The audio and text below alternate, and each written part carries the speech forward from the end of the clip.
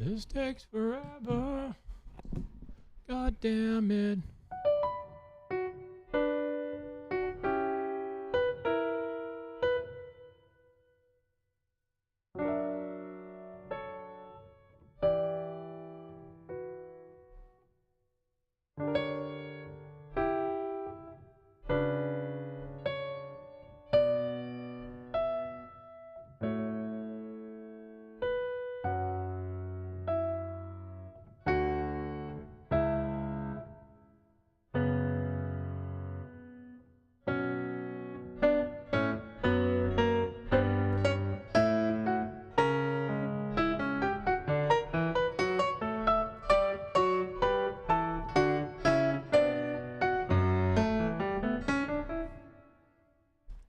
Fuck! Fuck!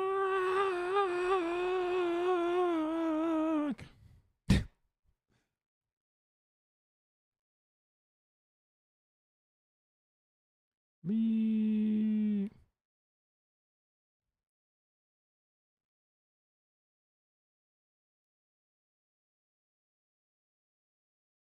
Come debate me for fun is what I put on my thing. It's never fun though. I'm exhausting.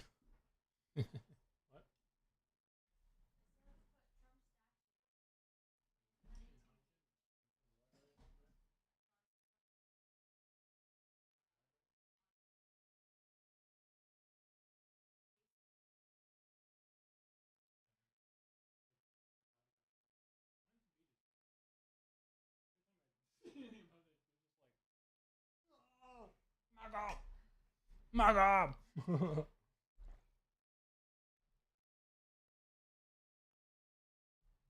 All right. I've posted to social media. We're good. I'm in the clear. Now we wait for a prey. For a prey.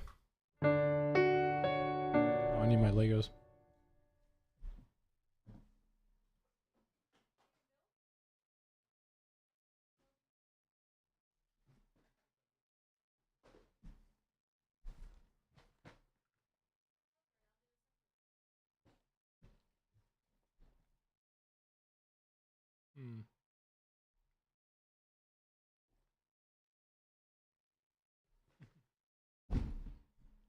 Legos. I need to open it though, don't I? What?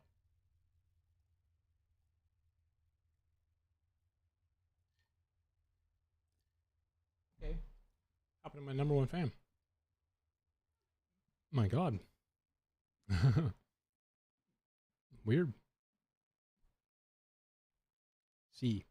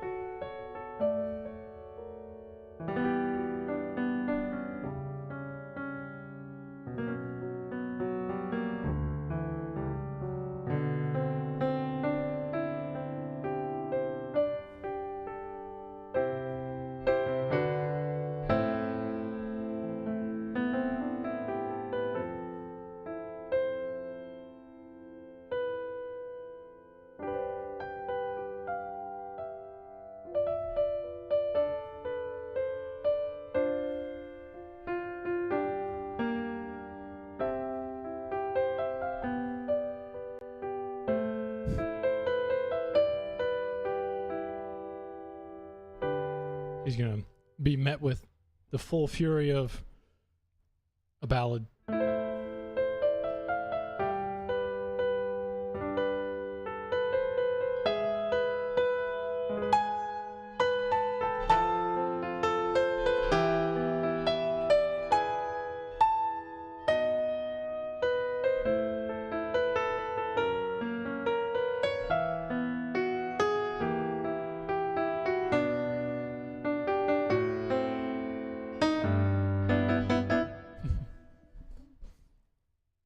I mean, if he shows up, he shows up though. So I'm fine with it, right? I'm cool with it. Legos. Suddenly, this Lego thing doesn't seem to that fun. What the fuck? What's going on here?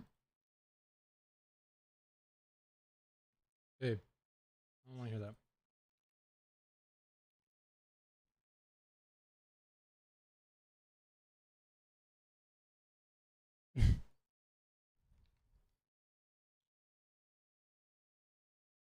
Is this done yet?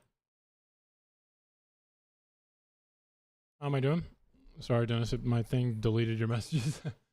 I'm okay. I think I'm okay. The convo I had with him in Horsies. Did you have another convo with him? Let me see. You're talking about the voice chat, right?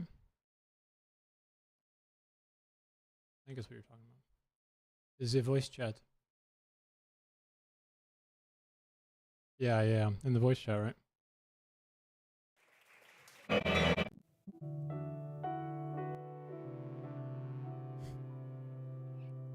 Lethe told me a bit about it. He said it was depressing. He said that he was very different in voice chat, which doesn't surprise me.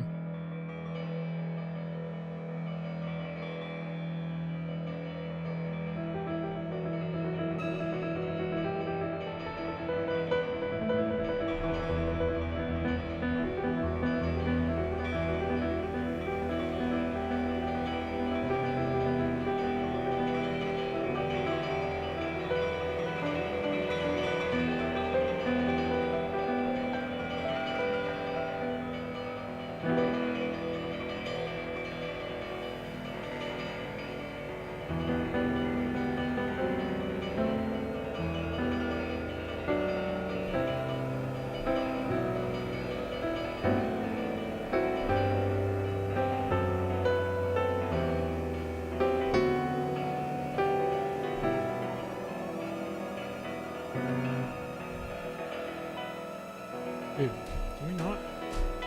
The computer screen bros literally drive me crazy.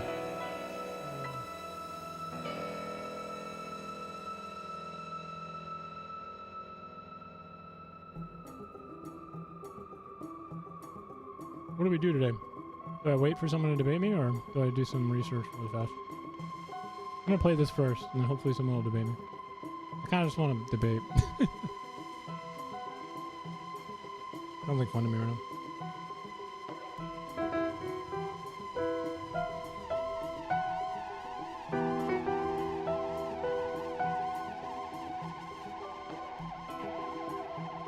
I love this one.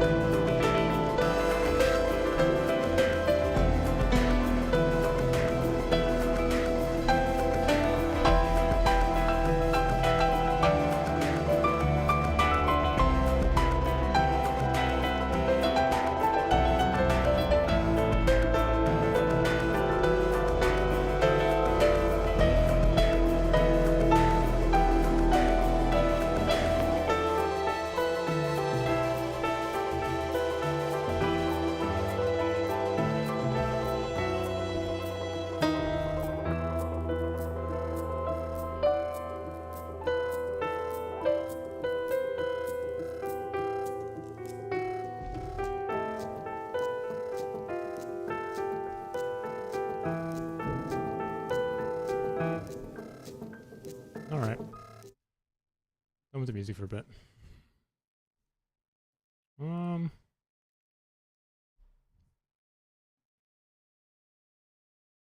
I know what I can watch really fast. Fucking Democracy Now, baby. One of my favorite things ever.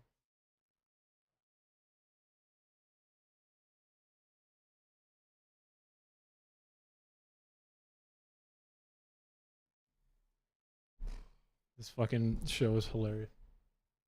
Where is it?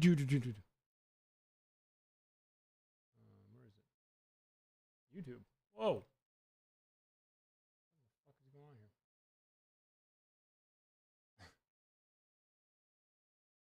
What's happened?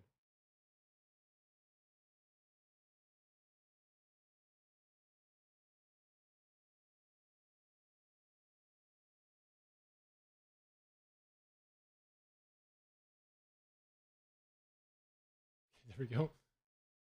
Ooh, burgers. Burgers? No invite? Whatever, Mida. Friendship over. Friendship over.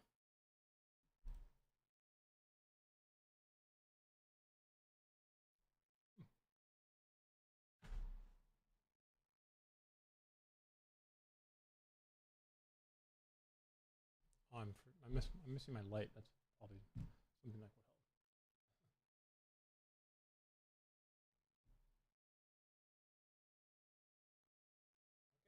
Relax. Come on now.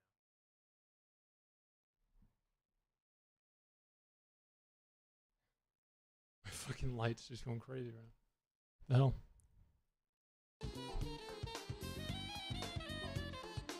Welcome to Democracy Now!, democracynow.org, the War and Peace Report. I'm Amy Goodman. In Yemen, Houthi leaders have declared a naval blockade against Saudi Arabia, opening a new front in the conflict embroiling the Middle East. The announcement sent shock. That sounds good. Sounds dank. Waves through global energy markets that were already rattled from renewed U.S. attacks on Iran and the closure of the Strait of Hormuz. Experts warn a closure of the Bab el-Mandeb Strait near Houthi-controlled territory at the mouth of the Red Sea could halt Saudi oil exports to Asia while slashing global oil supply by some 7%. On Monday, thousands of Houthi supporters rallied in Sana'a in Yemen in support of the blockade. The decision is wise in response to the Saudi aggression and its blockade. They have blockaded us for 12 years. So we say to them, a blockade for blockade, airports for airports, and ports for... Dude, look, the consequences of what Trump is doing is somehow making its way to the fucking Houthis. You no blockade me, I blockade you. Ports. Saudi Arabia promised to meet the Houthis' blockade with force and said it would move to protect its ships moving through the Bab el-Mandeb Strait. Meanwhile, the cost of ensuring cargo ships traversing the Red Sea soared Monday, more than doubling after the Houthi announcement. Oh, God. The United States has carried out a 10th what my model is going to predict now. consecutive night of strikes on Iran, with reports of explosions in Sirak, Bandar Abbas, Qeshm Island, Shiraz, and Isfahan. In response, Iran's military launched retaliatory strikes on U.S. assets in Jordan, Bahrain, and Kuwait, claiming hits on U.S. radar, communications, and air defense systems. Meanwhile, at least 3 oil tankers erupted in flames I can't see it. after coming under Iranian fire while attempting to... Yeah. We already destroyed Iran a while ago, too, Mida. Remember that. Their Air Force and Navy, dude. Pass through the Strait of Hormuz. On Monday, the Pentagon identified 2 U.S. soldiers killed in Iranian strike. Also, in other news, President putting medals on soccer players at the same time. Sick. Strike on their base in Jordan. Private Isabella Gonzalez of Carrollton, Texas, was just 19 years old. She was killed alongside First Lieutenant Tyler James Feehan of Hawaii. They're among at least 17 U.S. service members killed in action supporting President Trump's attacks on Iran. This comes after the New York Times reported the Pentagon failed to disclose nearly 100 injuries to U.S. Because they returned back to duty. They weren't like severe, but this will be a funny moment. Imagine when these soldiers go to claim veterans benefits and they get back, we weren't in a war. troops. I wonder if they'll say fuck Trump then. Since July 7th. In Gaza, health officials say an entire Palestinian family was wiped off the civil registry overnight in an Israeli strike on their... Oh, yes. Well, there is some truth actually too to us destroying Iran's Air Force and Navy.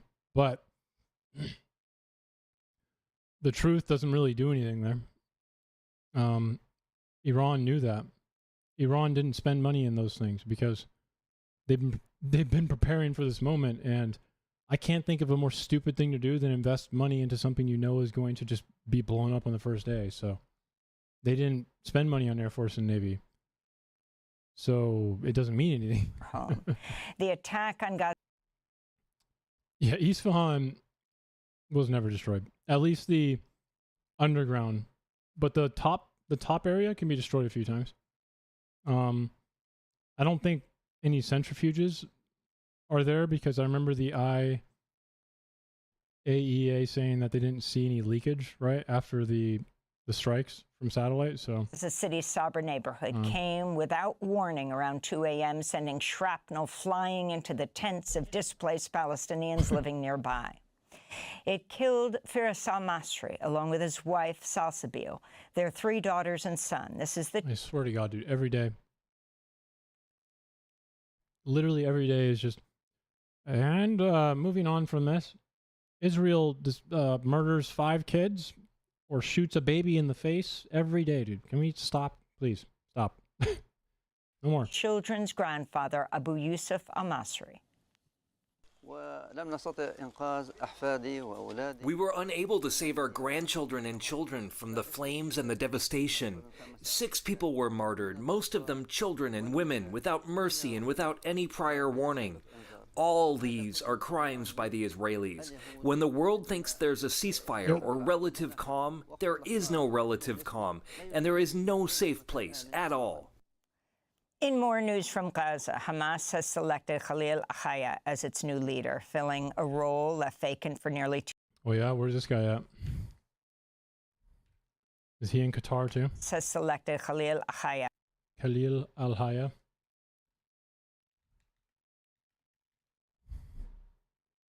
Where is he? Is he in? He's in Qatar, right? Or Qatar?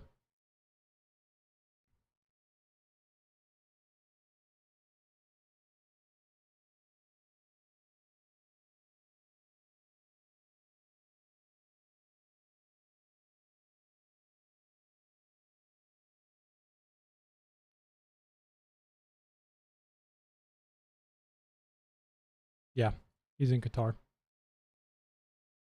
I requested that he does. Wait, what? Oh, you sent it to the guy? Our friend? Yeah, as its new leader, filling a role left vacant for nearly 2 years after Israel assassinated its former head, Yahya Sinwar, in October 2024. Al-Hayya was part of negotiations with President Trump's son-in-law, Jared Kushner, and special...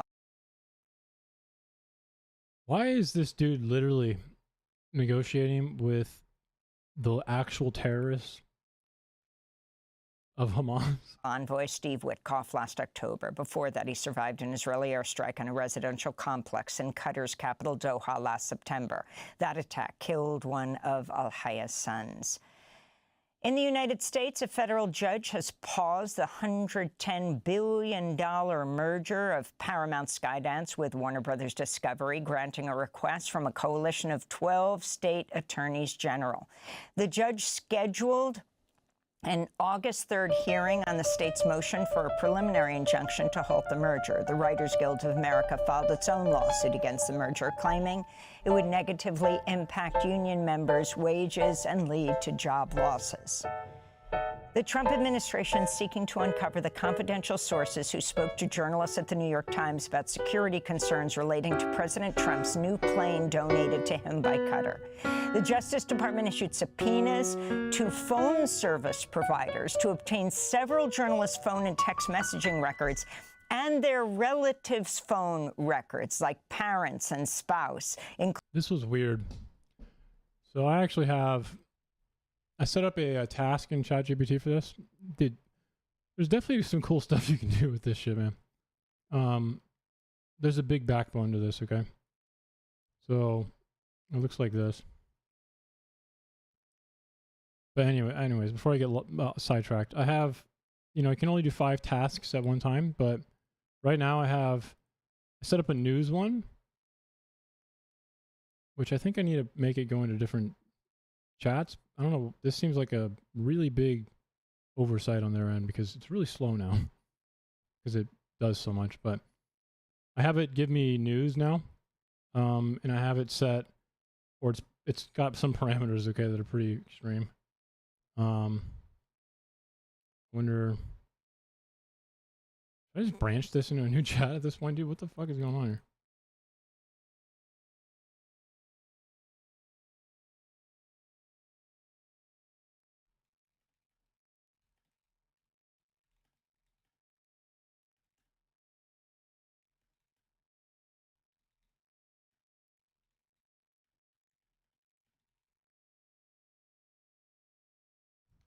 Christ.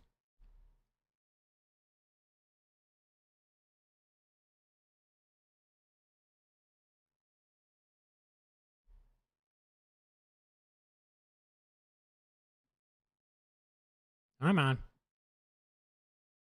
Fucking any day now, dude. Anyways, I set up these tasks, okay? And it tells me, I took a long time making it, so it only gives me real important news. It gives me when Trump is using True Social to target people specifically. So, the subpoena thing, if instead of this thing, I actually already read a little bit about this, okay? So what does this mean? Newly unsealed federal court records show that the Justice Department sought telephone metadata connected only to New York Times reporters as part of a classified information leak investigation concerning reporting on the Qatar-provided presidential aircraft. So, like, Lethe, if that doesn't sound just uniquely corrupt, not that Rob would have cared anyway, but, like, what the fuck are we doing? So dumb. They literally sought subpoenas for their family members. So they sought to expand the verified surveillance scope, where prosecutors reportedly issued demands covering telephone numbers associated with their spouses and relatives because they were reporting on Trump's stupid fucking obvious bribe jet. Including from one reporter's mother. The Times has Crazy. asked the judge to quash. Let's see here. 1 sec. I'm gonna see if I can branch this into a new chat.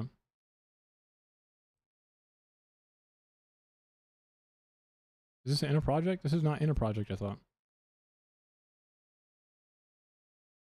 Oh my god. It's not in a project.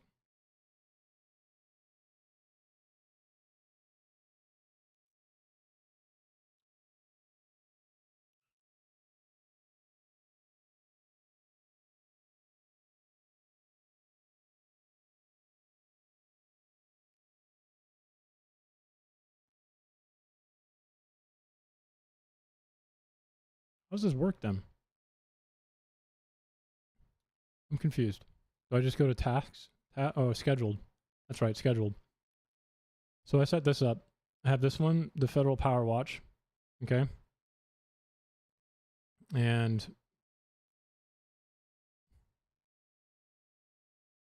I guess this is the prompt. And then I have a Presidential Threat Watch. And I have a Daily Intelligence Brief. The Academic Frontier one, which this gives me like massive amounts of econ data. And then it has like an entire underneath system though. I wonder if I can go into it. Because this is not everything. I know that for a fact. Oh, you can open the chat below. Wow. That's the same one. You bitch. It is illegal for sure. The requests. In a report, the State Department has accused the Cuban government of Oh yeah, absolutely. I don't know how to code that well. I can do Python slightly, but I don't really like make or develop apps and stuff though. So depending on what you mean by vibe code, man, I have some pretty intense right now I'm running for like my music stuff because I feel like I'm hitting the wall a little. I have this very long chat where I want to understand what I can get a little bit better. And the way this works is I've set up like I have it answer a bunch of questions about me, go back and forth, and then, you know, look at how I'm playing, see where I'm lacking. And then in Codex, I use Codex to like create a, god damn, this is fucking long.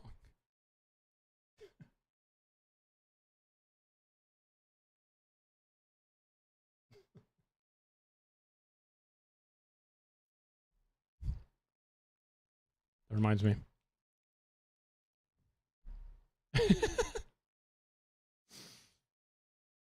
So anyways.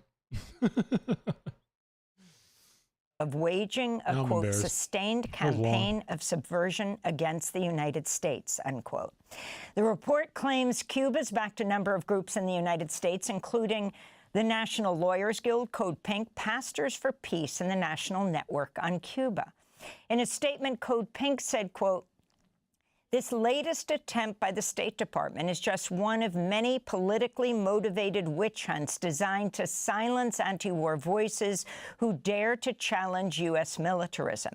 It's about justifying even more aggression against Cuba while turning advocates for peace into suspects," Code Pink said. The 100-page report... I can't take the name seriously, you know what I mean? What the fuck? Code Pink, bro? What are we doing? It also includes quotes from earlier New York Times reporting, including a Code reference Pink. to me, as well as Democracy Now! The Trump administration's activated the Alien Terrorist Removal Court for the first... This one was concerning. Okay, I actually have a task for this as well. I'm just gonna go to that real fast.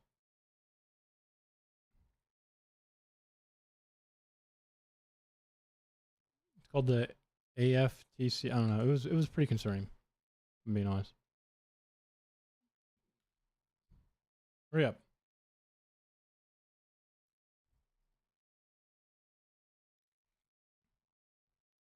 Okay.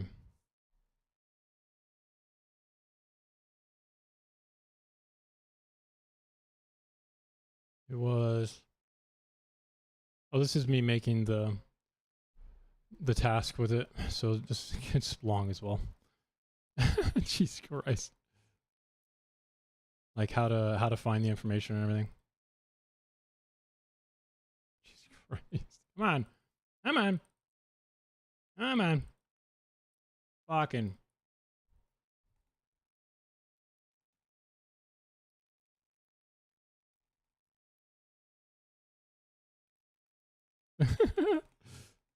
Making stuff.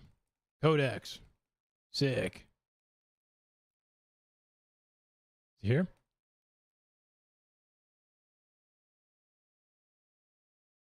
No. It was a little bit further.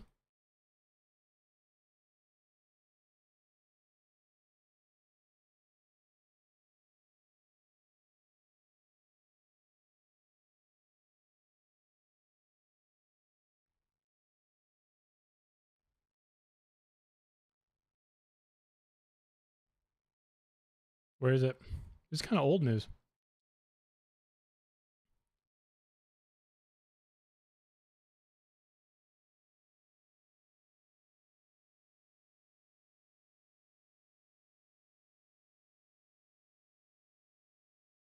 Oh, here we go. Yeah, here we go. Trump administration has invoked the Alien Terrorist Removal Court, the ATRC, for the first time since Congress created in 1996, initiating proceedings before the specialized tribunal.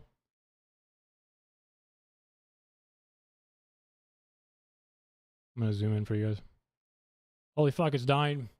It's dying, dude. You got this. I believe in you.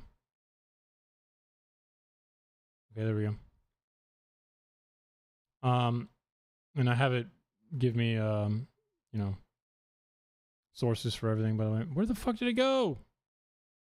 Fuck me. You suck. It was above, wasn't it?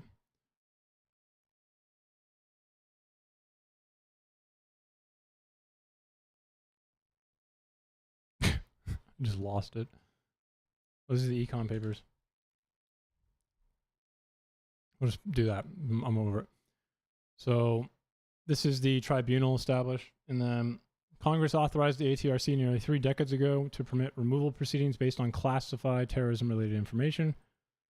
No administration has ever used this before, and the Department of Justice just filed the first ever application with this. So this is like essentially bypassing the normal, court proceedings or like due process because you're saying they're terrorists. It's like a private tribunal. Hello. I think Bush actually did something like this for Guantanamo, but didn't use this specifically. But this is kind of alarming because this is the first case that's ever happened in this court. First proceeding. And it's like it says here, a dormant national security adjudicator. So it's not used, so it's dormant. And it's classified separate tribunal than the normal justice system, right? Although, so far the judge denied, or at least is asking for more material before he accepts it. So the judge requested additional support, and I think we have until when? It's like a week from now, or maybe it's today. They have to like submit paperwork on it. So. First time since it was established by law in 1996. Congress approved the 5-judge court for extraordinary cases when normal proceedings could expose. Huh? Sure. I don't care. You can come to my server if you want. I'll be in there. If he derails my stream, though, I'm going to kick him. Is classified material. It allows for the rapid deportation of foreign nationals deemed by the court to be, quote, alien terrorists, along with their immediate family members. Last week, the Justice Department submitted the first ever application to the court, which has remained dormant for 3 decades. Details of the July 15th application are sealed with a cover sheet marking its contents as classified. U.S. District Judge Joan Erickson, a George W. Bush appointee, subsequently issued an order asking the Trump administration to make a more thoughtful application. In Arizona, an open letter signed by 120 prisoners at the Eloy Detention Center alleges a range of human rights abuses, including severe medical neglect, verbal and physical abuse by guards, and poor mental health. Bogos? I'm going to cue the Full House thing, okay?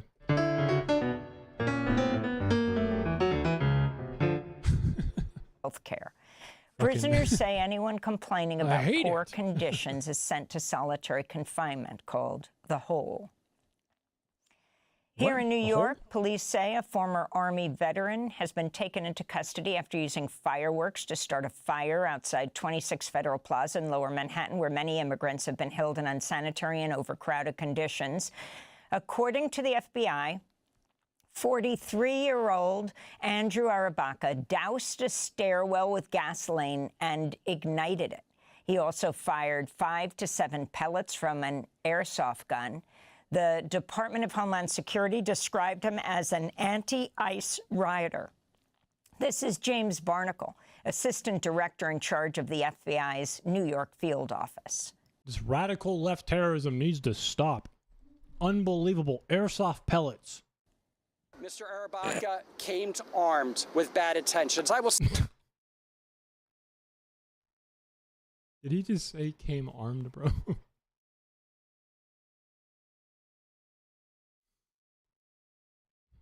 Say that 26 Federal Plaza has long been a target of extremists of terror. I was joking. I was joking, bro. Come on. this radical extremist left airsoft gangs terrorism needs to stop. Terrorist, and today the extremism was brought here. 26 Federal Plaza became infamous last year as mass federal agents repeatedly arrested immigrants who'd come from mandatory check-ins and court appointments. Last summer, a judge ordered the Trump administration to address prolonged confinement at jails inside 26 Federal Plaza, citing severe overcrowding, medical neglect, and limited access to food, water, sanitary products, and a place to sleep. President Trump said Monday he would impose tariffs of 50% on a wide range of goods imported from Canada. The duties are set. Lovely. This is because dairy, which Canada is not going to change. Canada doesn't want to ruin their dairy industry. Dairy, cars and, I don't know, eggs or something? To take effect in 30 days with exemptions for Canadian fuel, fish, fertilizer, and critical minerals. Trump announced the tariffs after threatening to sanction Canada for wildfire smoke drifting over much of the United States, and after declaring Canada unfairly discriminated against U.S. autos, alcohol, and dairy products. I was close. Alcohol.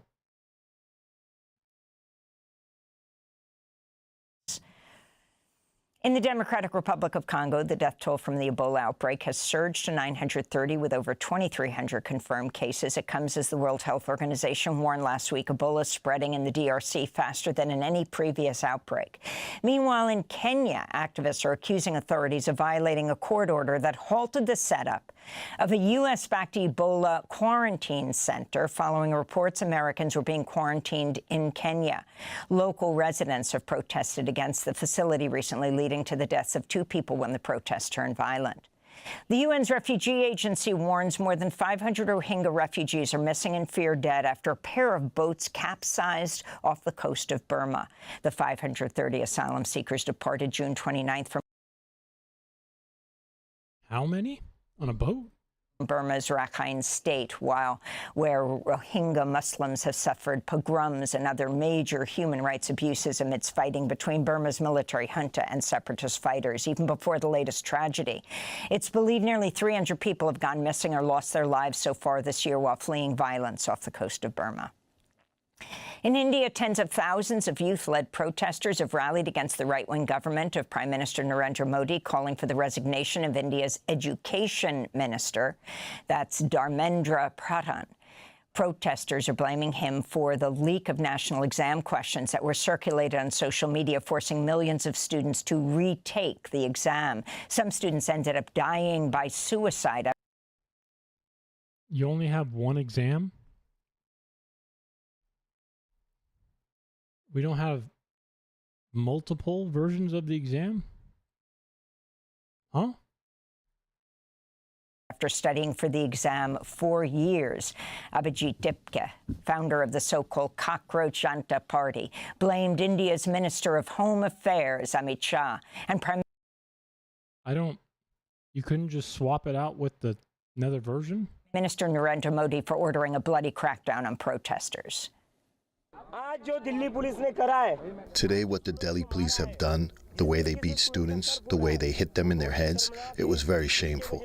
Due to this, the country's reputation is being damaged worldwide. And we all know why Delhi police did all of this, because they received orders from Narendra Modi and Amit Shah.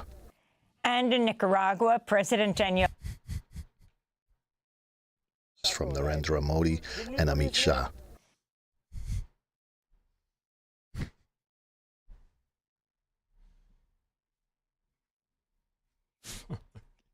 And in They do kind of like a Nicaragua, President Daniel Ortega has declared his nation will no longer hold elections. Ortega made the announcement during a Sunday evening speech in Managua commemorating the 1979 Sandinista revolution that overthrew the U.S.-backed dictatorship of Anastasio Somoza. No volverán a haber elecciones. There won't be any more elections here for them to try to seize the government and seize power. Y aquí se acabó la historia. The days when parties backed by the Yankees and the Somocistas would return to power are over. Never again. The what? The Somocistas? again. What is that? It was Ortega's first public appearance in 2 months. In 2021, he secured a fourth term as president following a months-long crackdown on dissent, during which dozens of opposition figures, including 7 presidential hopefuls, were arrested. A United Nations report earlier this year found President Ortega and his wife Rosario Murillo, whom he named co-president, eliminated all checks and balances on their power to build an authoritarian state in Nicaragua.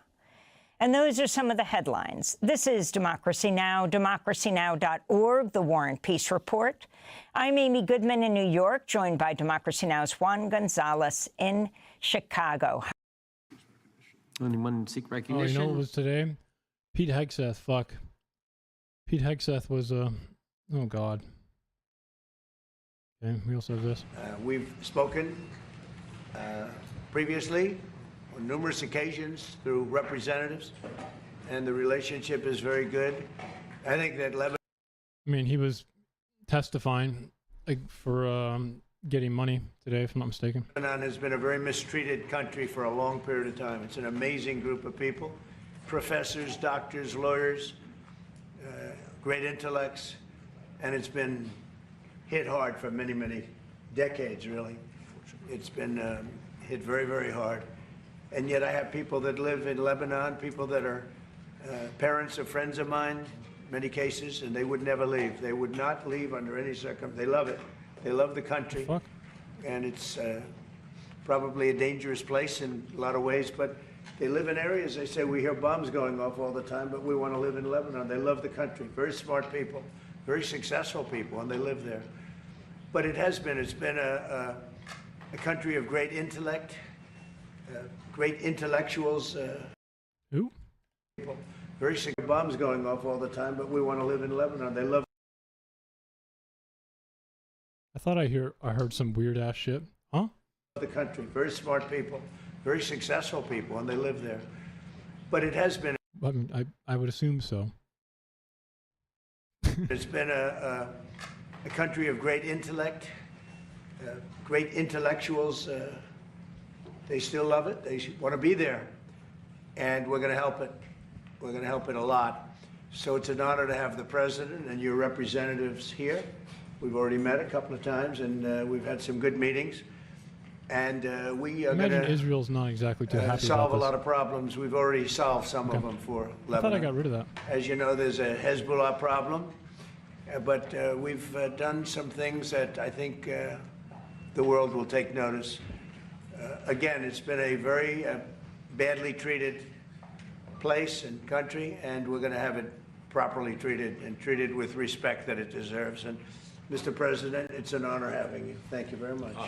No, thank you. Thank you I've very been much. looking forward to this visit for a long time. Thank you very much. Meeting such a great president like Oh my God, dude. Oh my God. Dude. Hello? Hang on 1 second. I have 3 windows of you open. I got to turn them off. One second. Oh my goodness. Okay. Hello. Can you hear me? I can. How you doing, man? All right. Do you want to talk about fascism real quick, or do you want to just go through like the whole belittling thing? Because it seems like most of what you're focused on me for is you feel small, or like made to feel small. Me? Yeah, right. Like 90% of your commentary is about my behavior or like persona or the way I talk to others or about others. And then you specifically reference over and over and over again the fact that I've told you, which I still believe, even right now, that you are beneath me as an interlocutor. Right. So which would you rather do? Would you rather debate me on something, or would you rather talk about something that you have absolutely no causal ability over? Right. Also, to concede, you do look much older than me now. One second. I thought you there's a looked few older than me, but things you I are. want to address. I find it interesting that somehow simultaneously there is like this duality of the exact thing I criticize about you.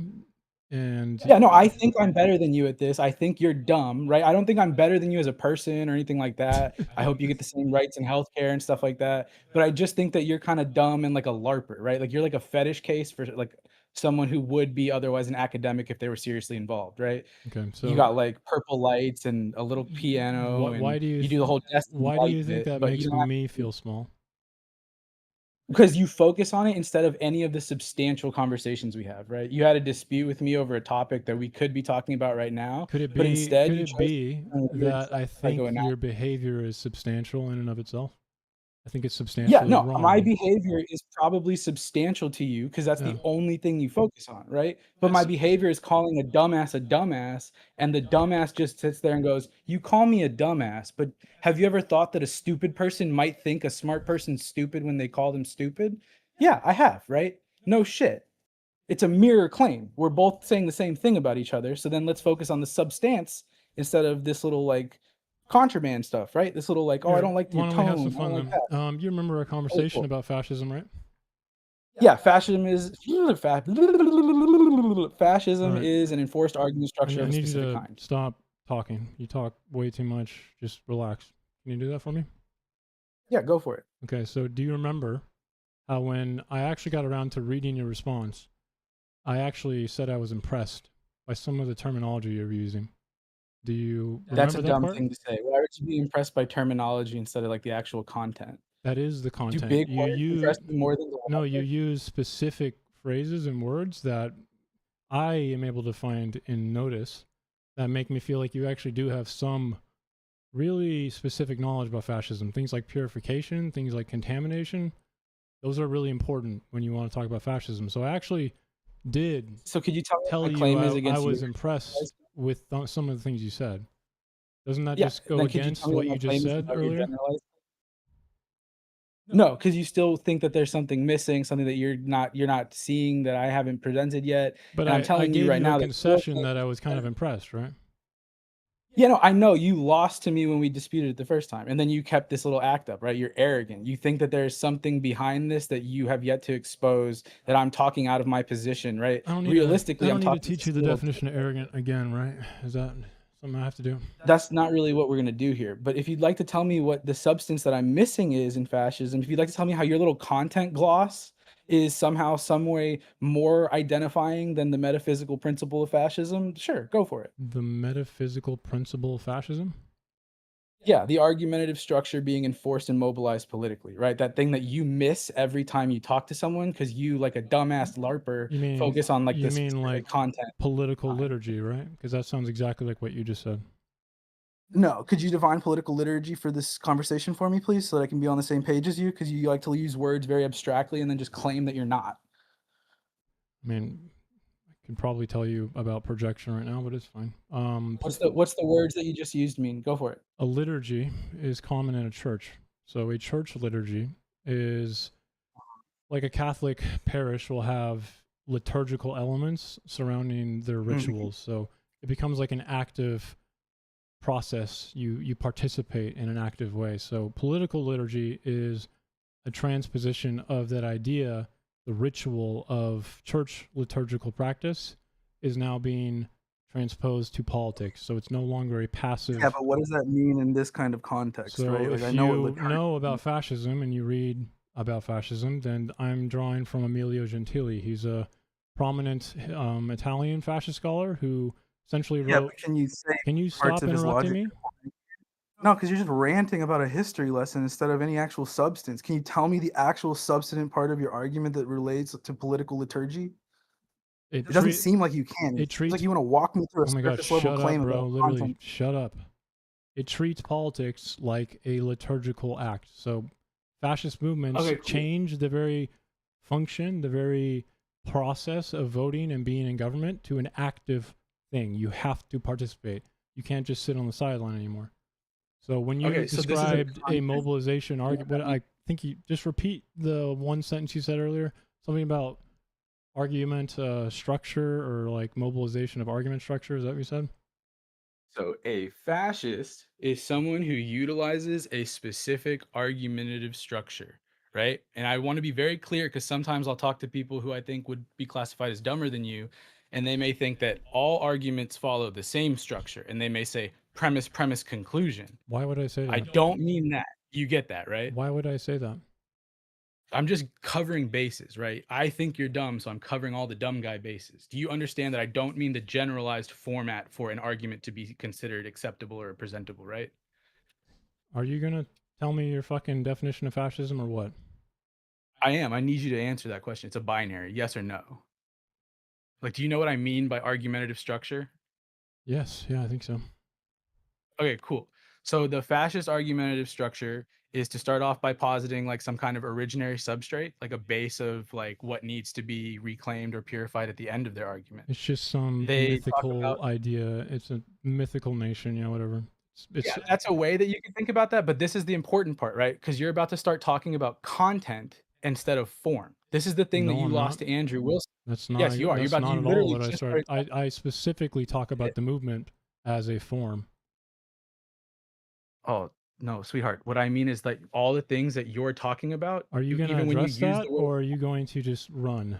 Anyway, back to it. Right? We hate each other, so that's distracting. Back to it. I don't Anyway. hate you. I just think you're insecure and a little bitch. Oh, I would rather you go back to like a 9 to 5 job forever, right?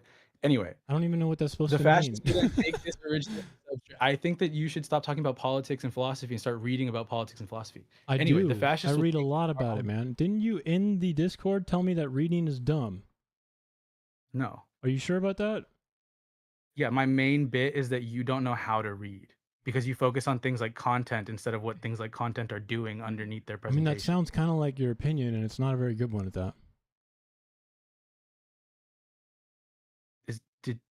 I don't know what to do with that comment, right? Like that's not very useful. It's You just about told the me that same my as what I biggest- can do with what you said, so I don't know. Keep up, bro. What the fuck is wrong with you? No, think about it, right? You just told me that I said reading is dumb. You did in and the I said, Discord. You no, were like, "Who the fuck reads?" you can't read. So now you're taking my entire claim and inverting it I'm as if it's using yours, your right? words against you, yes, because you say me very that. stupid things. Yes, that's Tell true. me that. Tell me them. Would you like to talk about fascism or would you like to talk about us, right? Because remember, it's always going to default to me thinking you're pathetic. And then it's always going to default to you mirroring that, but then failing to actually substantiate it. So back to fascism. That's a good thing. I don't think I don't really default to you're pathetic, by the way. I'm okay with not substantiating that. So back to fascism, the fascists will posit that originary substrate. Then they'll call for some kind of like recognition of contamination from outside of that originary substrate or outside of the community. Whatever is right? non-authentic. Yeah, that's technically kind of correct. Yeah. Again, this is why I said I was impressed. The entire thing to focus on is that the fascists positing is going to be fallacious the entire time, right? No, there is no ordinary substrate. There's no bulk. There's fallacious. It inherently has to be. No, it does not. It is a mix. Show me what the it is a mix of truth and imaginary things. So it's a myth, but there is real feeling and real truth to what they believe, or else they couldn't actually convince themselves that it is existentially a threat. Right? So we're gonna have to slow down. No, I need you to understand this. This is important. One of the biggest reasons fascists resort to violence is because when you are existentially threatened, violence is actually the best option. It is something that must be done. So in order to feel existentially threatened, my friend, you need to actually think it's real. Okay, so again, we're gonna start very slow. Did that just fly through your head, or what happened? Yeah, you missed the entire point. Here, I'll turn on the camera for you so you can see my reactions. Where is it at? I'm in my girlfriend's room, so there's just gonna be a bunch of girly posters behind me. Okay. That's great, dude. I don't care. All right.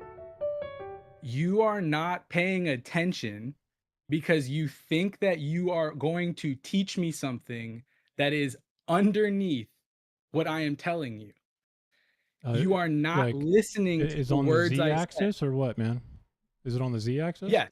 Yeah. On the I think wouldn't that be Is it the like a second y-axis? order differential equation, or what's going on here, bro? Look at it this way. Can I make a Markov chain for this? Do you know any of those words? This is our axis. Look at this and take it seriously. Otherwise, there's no point in taking you seriously. Okay. This is where you're describing fascism. Okay. Yeah. Do I go left or right? This is where fascism should be defined. Can I go forwards and backwards? No. Why not? It's more like a bedrock kind of thing, right? You're describing So it's like the pre-calc or surface. something, right? We can only go up and down on this. You're describing the surface layer, Got it. right? So when we take this off and get rid of this is still here. Aren't but we? you don't aren't understand. We, I thought we were talking about the basics of fascism right now. Shouldn't we be talking about the I surface? am. You are not. You are talking about content. And then whenever that's challenged, you do this grandstanding, right? Did that go over your head? Do you know what these words mean? No, I'm mocking you Mark now. It's separate from the actual argument, obviously. focus on what's being said to you, right? I Because am, you and do what's not being have- said to me is dumb. What did I say? You so just far? said Say it. content like 60 times. I have no idea what you mean by that. It's like it's like a pejorative you use when you don't like what someone's saying. Would you identify as a libertarian, like a right-leaning libertarian? I don't know. I'm an independent, but I identify probably politically, as in like forms of government. Probably classical liberal is the most, but that's still. Okay. Have you ever I'm not talked to really someone sure I who can label identifies myself. as like a hardcore libertarian? Absolutely. And have you ever had the moment where you're trying to tell them like, hey, this isn't that great of a thing, and then they say, what do you mean? All they talk about is freedom for everybody and respecting the rules, and you have to walk through them about things? Okay, libertarian ideals are not all bad. You know that, No, right? no, pause there. Pause there. Have you ever had that happen? Answer the direct question asked you. No, for because once. the way you framed it is not the way I approach these things. If you repeat it again, Okay, so you've never said ever approached when someone's something being that, like, the dumb and acting like libertarianism is good or something like that, right? When you have to show them that it's not. But libertarian ideas has some positive benefit to it. It's just not good in a total framework, as in like I call them Fantasyland libertarians. Maybe this will work better. Have you ever met someone in the closet?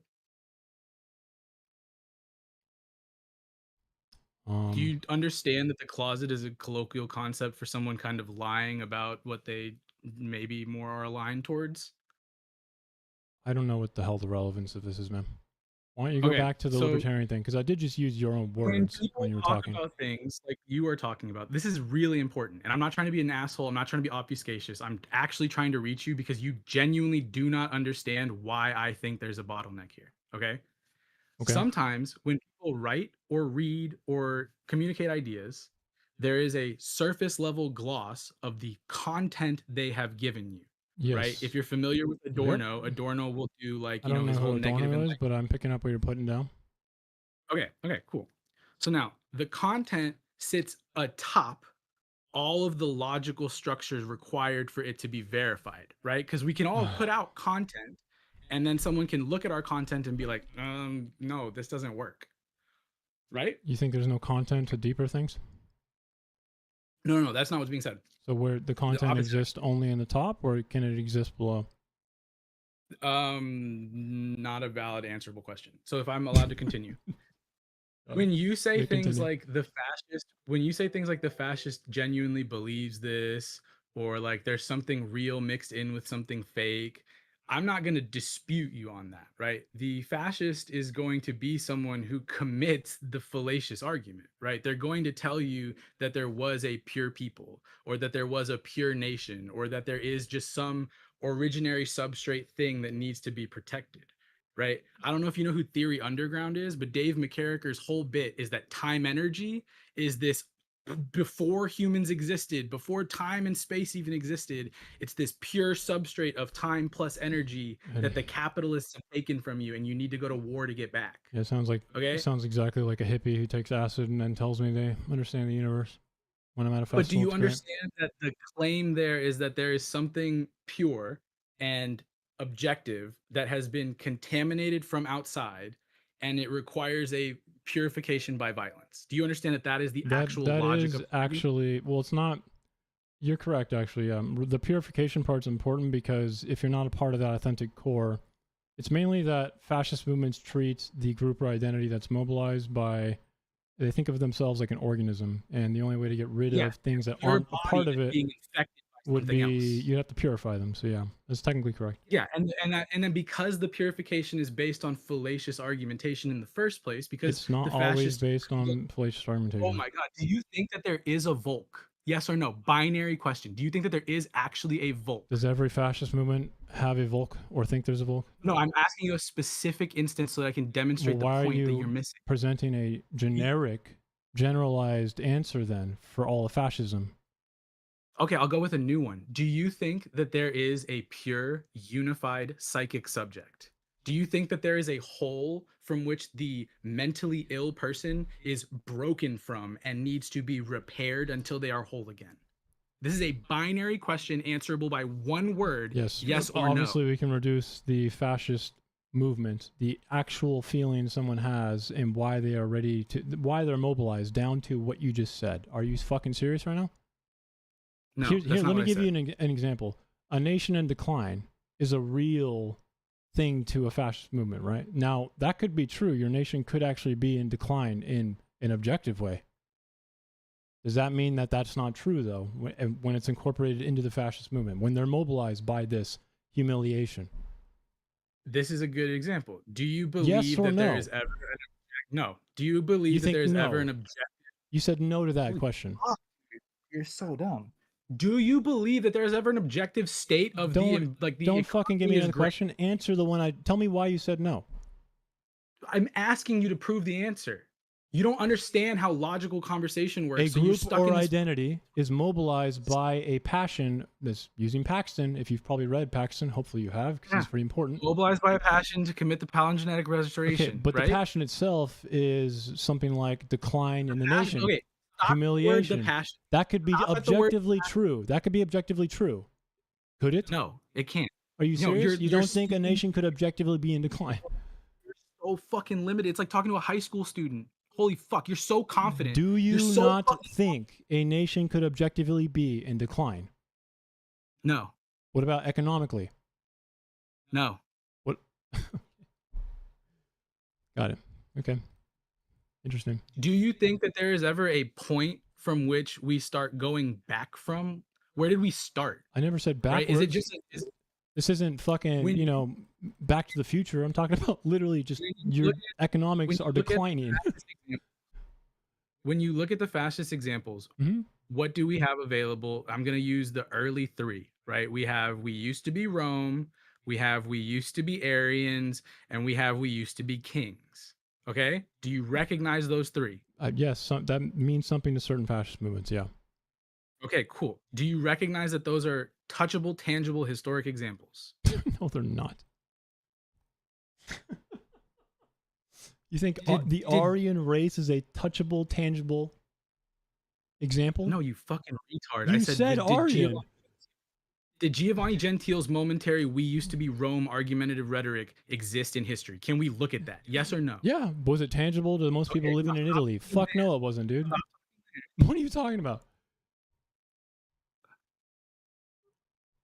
Holy shit. Have you read Theory? This is why- Have you read Theory of the Pure Mind? No, I haven't. This is why Okay, I that ask might people, be. by the way. You might want to read more of Giovanni Gentili and just looking at quotes. I think that might help you. If you read his actual work, he was the director of education for Mussolini's fascist Italy, right? And he writes a lot. He's actually a really good writer. I would recommend reading him, so you actually I know would what his kill opinions myself are. Yourself. Okay. Anyway, you recognize that someone once made the argument that we used to be Rome, right? I guess Italy did used to be Rome, yeah. It used to Okay, be so you Italy, recognize and that- Rome was in it, but yeah.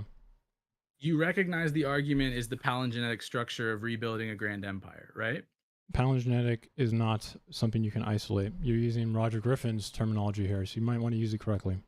I think you might genuinely. Just I be think out of you your need depth. to understand what you're saying. You said palingenetic. You can't separate that Define from palingenetic ultranationalism. Define palingenetic or palingenesis right now. Go for it. It means nothing. Show the class. It's rebirth. It means nothing on its own. It means literally Okay, nothing cool. on its own. So when someone says the palingenetic argument to rebirth the Roman Empire, That's it not means nothing what the on its argument own? is. You're using Roger Griffin. Okay, you're using the nature of fascism right now, but you don't know what it means. You want me to teach you? Yeah, go for it, please. So Roger Griffin's actual generic minimum, the fascist minimum, in which you're trying to just bastardize right now, he explicitly says you cannot separate palingenetic and ultranationalism. They are combined. Rebirth in and of itself is not enough. There needs to be the ultranationalistic destiny of where Mm-hmm. the mobilized people take that authentic core that you have correct, actually, it's kind of funny, and they imbue this into a leader in order to achieve that destiny and the ultimate rebirth. So why don't you tell me just specifically what I have correct, or actually no, start with what I've said, right? Tell me what that means, and then tell me what in that is correct and what is not. Because you are saying in the your same argument or mine, thing. dude? In your argument or mine? Mine. Because I don't care about yours. Remember, you're telling me the same thing. Then You're a what is the content point? level What is the up. point of talking to you?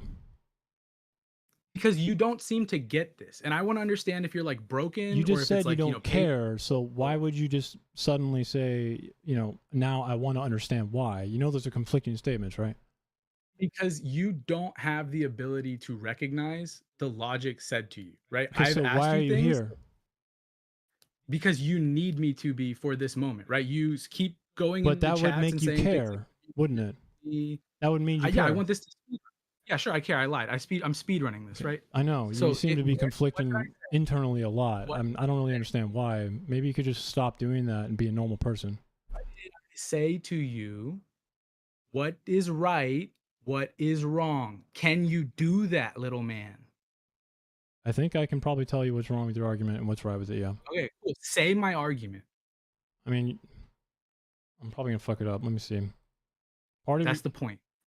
I mean, you haven't really presented one, man. You've given My tidbit. argument is a sentence long. My positive claim for this debate is a sentence long, and you said that it is partially correct, and that's the funny I part. said verbiage, terminology within your, I guess, claim. It's an epistemic claim. Impressively correct, yeah. Because it means something specific. That's what I said. What is it? What is it? I mean, specifically the contamination purification parts. What is it? What is my understanding of fascism? How is it different from yours? Where is yours superior? You don't seem to be able to tell me mine, but somehow it's missing something. Because you haven't actually given it yet.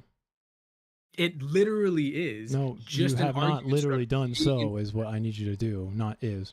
All fascism is the enforcement of an argument structure where a posited originary substrate is contaminated from the outside by posited invaders or contaminants and needs a posited violent or some other version of violent that you and I may agree on that a retard might not agree on, restitution, purification, and restoration, right? That enforced is fascism. Every single thing you are about to say is a version of that or a content claim of that. That is why when I think what you just said is okay.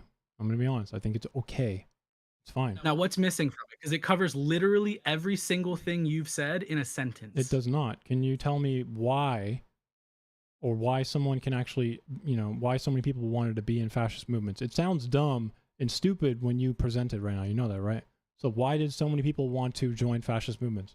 It sounds stupid. It's literally the most romantic set of arguments in most of our recorded history. Really? You think contamination and purification is somehow uniquely inviting to the average person? I don't know if I would use the word uniquely there, but it is one of the most romantic argument Well, it structures. certainly isn't ubiquitous, That wouldn't be the word, right? You think it would be ubiquitous? Some people always find that appealing?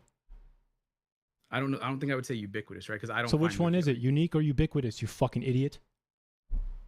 That's not really that strong of a claim. I don't know why you're hyping that. One is unique, the other is common. It's common. So it is ubiquitous. You think it's a ubiquitous thing?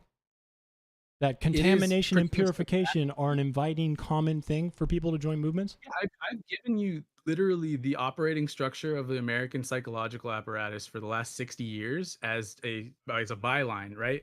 Do you agree? Simple yes or no. Binary. What did you say? I'm asking it to you again. Stop interrupting things and you'll get the no, point. What you just said, I didn't understand it. That's why I'm asking you. Repeat it. Okay. To repeat it, I have to ask you a question to clarify now. Are you okay with that? No, just repeat what you said. I have already articulated this argument structure within the American psychological apparatus for over the past 60 years. I have said this to you, What does but that it was mean, a minor. What does that mean? The American psychological apparatus? What? Would you agree that there is like a what's the acronym for AP whatever that makes the DSM-5 and stuff like that? The DSM-5. Would you agree that would you agree that there's like a large academic and professional apparatus of psychologically concerned doctors and practitioners in the United States? In the AMA, maybe? Are you talking about the APA or the AMA? The apparatus of psychological practitioners in the United States contains both of those. Do you acknowledge that both of those exist? You think the American Medical Association is filled with psychiatrists? They have their own. It's called the APA. You might be dumber than might have. Okay. Is there an institutional practice of psychology in America? An institute of what? Psychology? Is there an institutional practice of psychology in America? Yes, there is a formal discipline and field of psychology in America. Yeah. Okay. You recognize that we can call that the American psychological apparatus, right? Sure. And how is this going to be relevant to fascism? Okay. For over the past 60 years, the American psychological apparatus has revolved around a single argumentative structure that our psyches are some concrete originary structure that is somehow contaminated, broken, shattered, fractured, deviated from, or whatever, that creates mental illness that then needs to be rectified, purified, confronted, like made ready and whole again. I don't think that's true. I don't think that's true. Make an argument. No, I just think it's not true. It doesn't logically make sense. Shouldn't you have to provide like evidence for this? Shouldn't we like go to the APA right now and see if what you just said is anywhere on the fucking website? No, that would be a logical claim. You'd have to be able to read things on the website and then make the map to that logic. But you're just doing it with nothing. You're just making a puzzle by yourself and you're in the corner, you know? Like you're a fucking kid in the dentist office and you're just making pieces up. This is perfect. This is why I don't respect. This is the actual root of our reading difference. Are you putting right? circles into squares or what, man? You have the ability to get the point or no? Yeah, I do. It's funny. Okay. Do you think that I'm telling you that the APA or the AMA is going to write out like, we believe that the body is a pure originary structure? Or do you think that I'm telling you like that though? Do you realize that, right? Can I type this out? You said for the past 60 years, the American psychology apparatus has based itself on presentation. Yeah, so shouldn't we be able to find that on their fucking institutional website? Yes. Okay. But the thing is, right? Okay, let's go do that. Yeah, let's go do that. This is gonna sting. Remember, you're a retard, so I don't really think you're gonna know what to look for. I mean, shouldn't it be on the website as like the landing page? If it's the main thing they base their practice on? Say it out loud. What do you think you're looking for? What you just said. No. Say what you're looking for. What you just said. I'm looking for what you just said to see if what you just said is true or if it's just a fucking fabrication of your brain. I think it's the latter more than the former, though. Go for it. We'll reach the bottleneck when you reach it. It's not there, man. It's not. Can you tell me what you're looking for? I'm looking for what you just presented as the basis for American psychology. Will I be able to pull this back and show this to people? Pull what back? Is this being recorded right now, or is this purely live? Of course it's being recorded. Cool. Thank you. Yeah. Thank you. Oh my God. Anyway, you're a dumbass, right? No one anywhere is going to operationally look, man, that shit doesn't work on me, man. I get it. You live and tie your status, okay, to this self-contingent garbage shit, okay? It's deeply insecure. I don't know how you deal with it, bro, but it's fine. It's just not gonna work on me, man. The constant appealing to stratification of other people is just fucking pathetic to me. Like, you don't really have to say those things. You don't actually get any self-status or worth out of saying other people are below you or that someone else is stupid. Okay, it's every now and then I get mocking or being like I joke at someone's expense, but like you operate from this and it's pathetic. So the point is that when you got nothing talk to me, nothing. Everything you say is like a beneath, retard right? rambling. It's beneath, yeah. Because it would challenge your security, I assume, right? Again, because your authority claims operate off of hierarchical and intelligence. And when you're challenged in that regard, you feel deeply uncomfortable, man.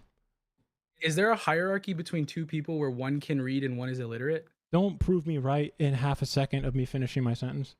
I'm asking you a genuine question. If you understand this and I don't, you should be able to tell me. Is there a hierarchy implied by someone who is literate next to someone who is not literate? There may be, but your default setting as a person seems to be that insecure fuck. Is there a hierarchy? You don't know how to respond to that, do you? You treat everything like this probably, right? Every single part of your life you probably treat in this hierarchical intelligence, comparing stratification thing. I actually think you need to go see a therapist. It might help you, dude. I think the right answer is yes, right? Because based on your inability to ever articulate anything further, it means that you're operating in a private language. So I am, by definition, because if I did, then that would make you uncomfortable, right? Like you can't really overcome that. Your Do you think your I'm self-worth comfortable? is contingent on it, man. It's very clear to me. Do you think talking to a retard is ever comfortable at any point in time? It should be, yeah, it's fine for me. I don't care. I also don't just immediately assume these things because I don't stratify people immediately upon meeting them because I don't Oh, no, you think proved that you're a way. retard. I don't tie my self-worth to whether or not I can prove that I'm somehow a level above than anyone else near me. That's I stupid. didn't do that either. You made do. yourself That is very literally what you do. stupid, and this. That's exactly all- what you do. I watched you do it multiple times. All of this conversation has been. Do you have nothing a to say to that, man? Nothing. Yeah, no, you have no point, right? You're mad in the first place because I asked your friend what his highest If level you of education actually is. did, including- I mean, I don't know what I expected because if you actually recognize the point, then that would be really troubling to you. So that makes sense. What if you're wrong though? Right? Simple question. I mean, I could Are be. you unfalsifiable? I could be. Yeah, I could be. Okay, so then what does that mean? Just in the event, right? So that you could articulate that you understand what it would mean. What would it means I'm mean? wrong. It means I'm wrong. Yeah, and then if I was right, what would it mean? Well, you haven't really It mean you're a psychoanalyzed me jackass, yet. right? You haven't psychoanalyzed me yet, so It would just mean you're a I don't know if jackass, you're right? 'Cause that's- capable of it. It's fine. Did Would you you like say to I'm a do jackass? psychoanalysis? Did you say I'm a Yeah, I jackass? think you're a jackass. I think you have about definitely a have heard that before, man. You know, it's fine. I get it. Sometimes think you sometimes it's actually valid. I'm okay with that. High school level education, and you are just dealing with the same people that like Charlie Kirk would have debated. Like you yourself I don't are know the type how of that person. would be something I can control. I mean, Charlie Kirk debated who You he could debated. You know what I mean? How am I supposed to control that? You could read better. You could learn more. How you am could I supposed to challenge- debate reading? What? You just said I do the same thing. Debate people like Charlie Kirk does, just retards all the time. How the fuck does reading help me? Oh no! Sorry, you are the retard that Charlie Kirk would debate. That might have gotten confusing. Again, that's just your opinion. It's a pretty bad one. I don't really know what to tell you. Yeah.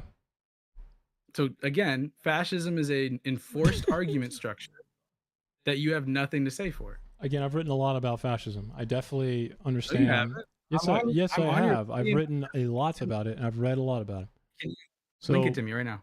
what you also you made a concession writings. earlier, did you not? Where you said everything you're about to say is actually already within my definition. So it didn't sound like you Yeah, I'll- disagreed with what I was saying. Yes, I do disagree with what you're saying. So it's not within your definition. No, that's not a compatible. which one is argument conclusion. You make positions. No, which one is it? Was everything I was I'm about telling to you. say after that sentence you said 5 minutes ago, was it not The true or entirety was of it your true? understanding- The entirety of your understanding of fascism is a compartment I don't of my need you to understanding. generalize here. I want you to tell me the answer. Because you said everything Say you're what? about to say is already within my definition, which means you agreed. It was just not Yes. as exploratory or generally explaining No. as yours. No, that part's the wrong part, right? We have to stop you there because you make multiple So claims. in my the same- argument, which was already in your definition that you said so yourself, is not true and not within your argument, or what? Incompatible, incompletable question. It's not. No, you literally said everything you're about to Does that say. ever work? Everything you're about to say is within my argument, is what you said. Yeah. So if someone said What do you mean, sneezing yeah? is the flu, That means you agree. all right, I'm gonna mute you so I could talk for a moment without you speaking. All right. If someone said the flu, did you just mute me to be cheapy about it? You're fucking damn right I did. The fuck? It's my stream. You kidding me? Don't seem. Are we good now, or why don't you do your own stream, bro?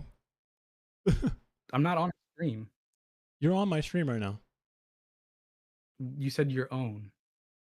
I know. So if you're gonna So mute why didn't me, you I'm just- just gonna mute you, dude. What the fuck? How's that cheapy? You don't let people answer you. I don't. When I load can in tell that they have nothing and they're stuck and they're being stupid. And let me say it, retard. I want You're you to, saying I want you to answer what I asked you because you're in a position where you have no option, it seems.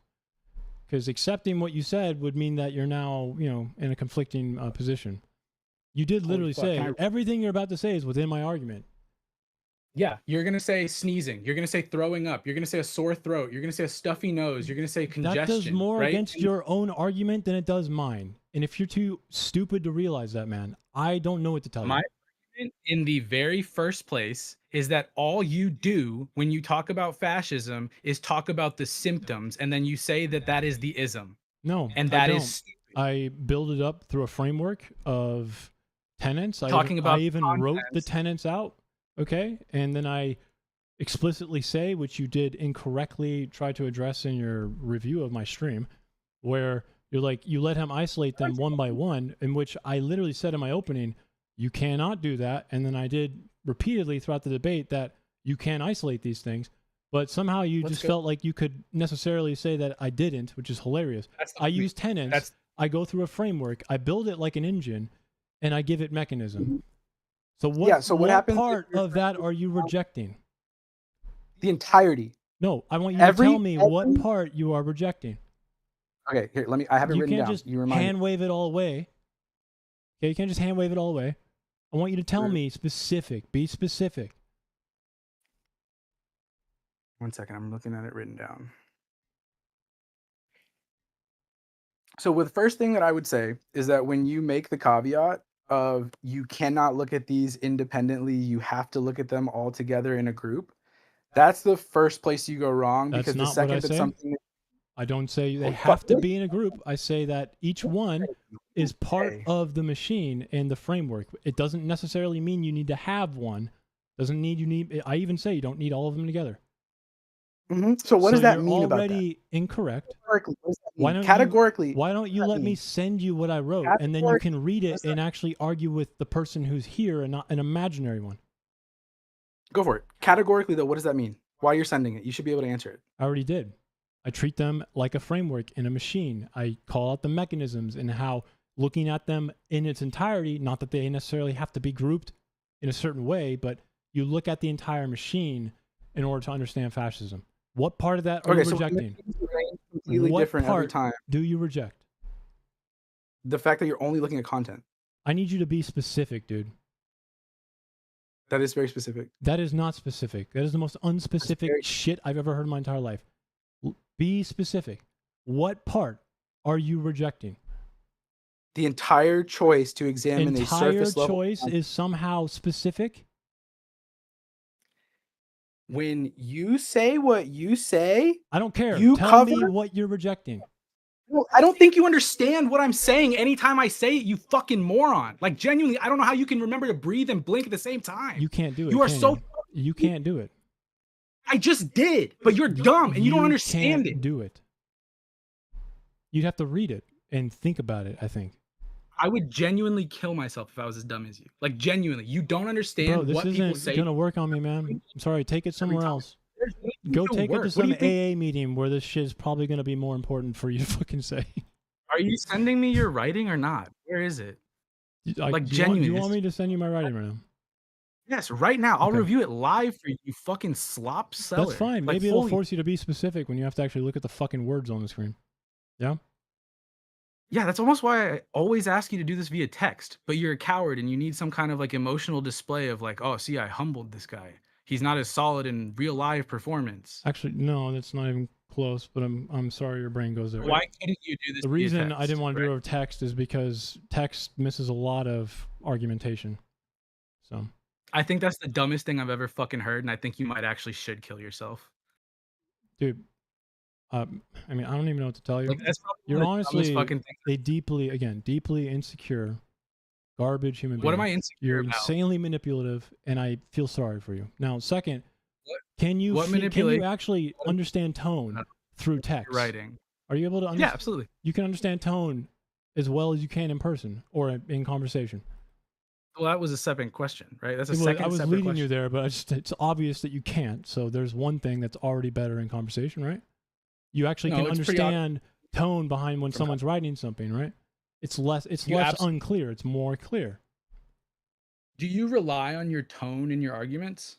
Tone is a big part of argument. It's massive for rhetoric, obviously. So is rhetoric? So if I lie to you, but my tone and my rhetoric are covered, and you believe it and you fall for it, should I feel proud of myself or should I feel like a manipulative asshole? Right? Because I'm telling you that you're such a... It depends on your intentions, which I can already tell. It seems like you already answered that question. Like if I argue with you and everything nothing for that. He's like, Like, do you let me move on. Let that- me try something else. Holy fuck, bro. That's funny. you get that, right? I didn't hear you. What? If I argue with you Yeah. and I just lie to you, but I'm rhetorically compelling and I have solid tonal presence and you change your position, do you think that's good? If you lie to me, I mean, Yeah, but you don't know I lied to you. I lied to you the whole time, though. do I think You it's don't good? know. I never. Yeah. Do you think it's good that I compelled you with just lies through proper rhetoric and tonal presentation? Good in a macro sense, or good in your, your Kind of like in your good own in your personal score normative. for argumentation? Because it might be good because you are arguing Good, like, well, for- but it would good for probably be s- bad on your end because that means you were being malicious, and you're the one who has to deal with that, No, for certain. not me. Good for like the You're the one who's Yeah, going to right, have so to you- look in the mirror at the end of the day and recognize or realize that I lied to that guy. Mhm. Why do I? Okay, how do I know that? So when we talk, Nothing. right? That didn't do anything for you. Yeah, that doesn't do anything for you. When we talk, I mean, you have to look I in the tell mirror and have reflection, I think, to probably understand it. But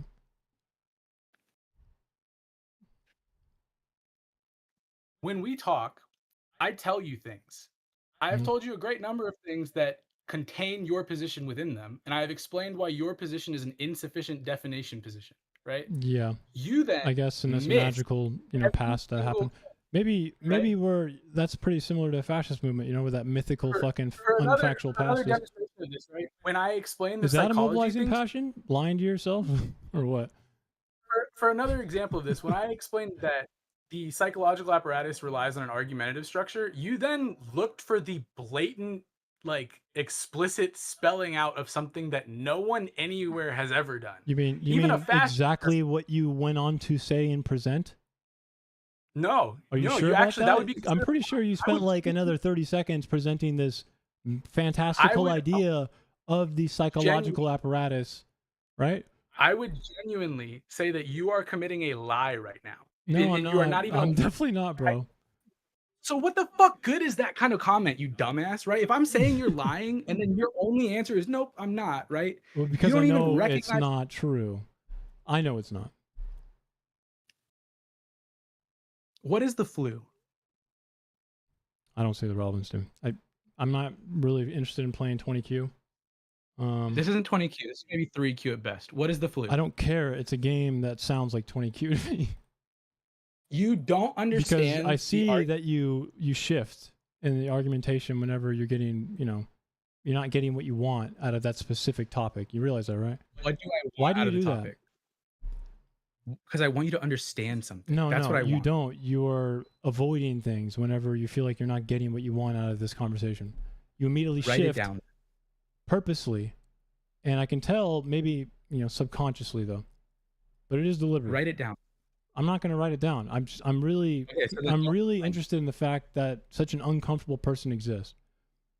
Yeah, I hate people like you. Like at a core level, I wish every single person like you just right all at once, so that I would never ever have to run into them and never ever have to talk to them. Why? Right? Because I make you I think- feel uncomfortable? Kind of. Why? Talking to Why do I make you feel is- uncomfortable? Because you are insecure with who you are and where you are in life. I So want when you to someone is try and rude- describe my insecurity. Go for it. when you see another person come into a space that you share Mhm. and you watch them ask another person about like their education, including their highest level of autodidactic research, for example, Sure. Yeah. right? You take this in a very loaded way by definition of how that has to be done, right? You read that No, and you I disagree there. yourself. I definitely now what you're saying is probably you're getting close to something. It's not insecurity though. This is called an authority claim. So I don't know how much psychology you do know, but I do know a lot, which is why I find it funny that you said the APA. The psychology apparatus says these things, but do you know what an authority claim is? Yeah, it would be like if I said I have a PhD in philosophy No, from an that's Ivy not League. what an authority claim is. Psychology specific definition. Go look it up if you need time. You're saying an It's a authority claim psychological semantic definition. There's a few different What's that? kinds. There's normative, there's communal, there's hierarchical, there's intelligence. These are all Authority. claims over authorities of conversations. Now, Let's see. the way you approach every conversation as one who's deeply insecure, okay, would be one of hierarchical and intelligence. Now, that's fine every now and then. But I want you to understand something. When I see people go into conversations in a Discord or just in general, okay, their default setting is to be a hierarchical authority claim person, it bothers me because I think there's no reason you should have any feeling over that yet. Can you So mine tell is me a what you're normative and communal claim against yours. That's why you dislike me, because I am challenging it. I think what you're No, I don't doing think is it's challenging. stupid and wrong and insecure. Do you disagree? Yeah, could you tell me what you're talking about? Because I'm looking What for it are on you Google. disagreeing with? What is an authority claim per psychology? Because I'm looking for it. I'm looking on a bunch of websites. I'm clicking around Google. It says exactly what I said, but So it does if not you say stop spastically, you know, and in anxiety clicking around, you might find what, that's what why I'm I'm talking asking about. you what to click, right? What I already should told click? you a few of them, and I told you what it is. It's about You told me to read it. conversational claims over authority using certain dispositions like normative, you know, what we feel we ought to do. Hierarchical is one where you stratify everyone. Okay, you find in people into levels, and that's your claim over the authority of the conversation. That's the psychology behind it. I'm looking for anything that shows. So I want this, you right? 'Cause to I'm tell trying- me why I am insecure. I mean, probably because your parents drank or something, right?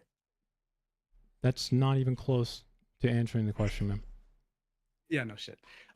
So in my interaction with you, right? I mean, you do didn't realize what interact- you just said is also extremely revealing, right? Yeah, I was being rude to you and making That's a not joke just out of everything. rude. It's not just rude. It's kind of weird. It is. It's something someone who has deep problems would say. You realize that, right?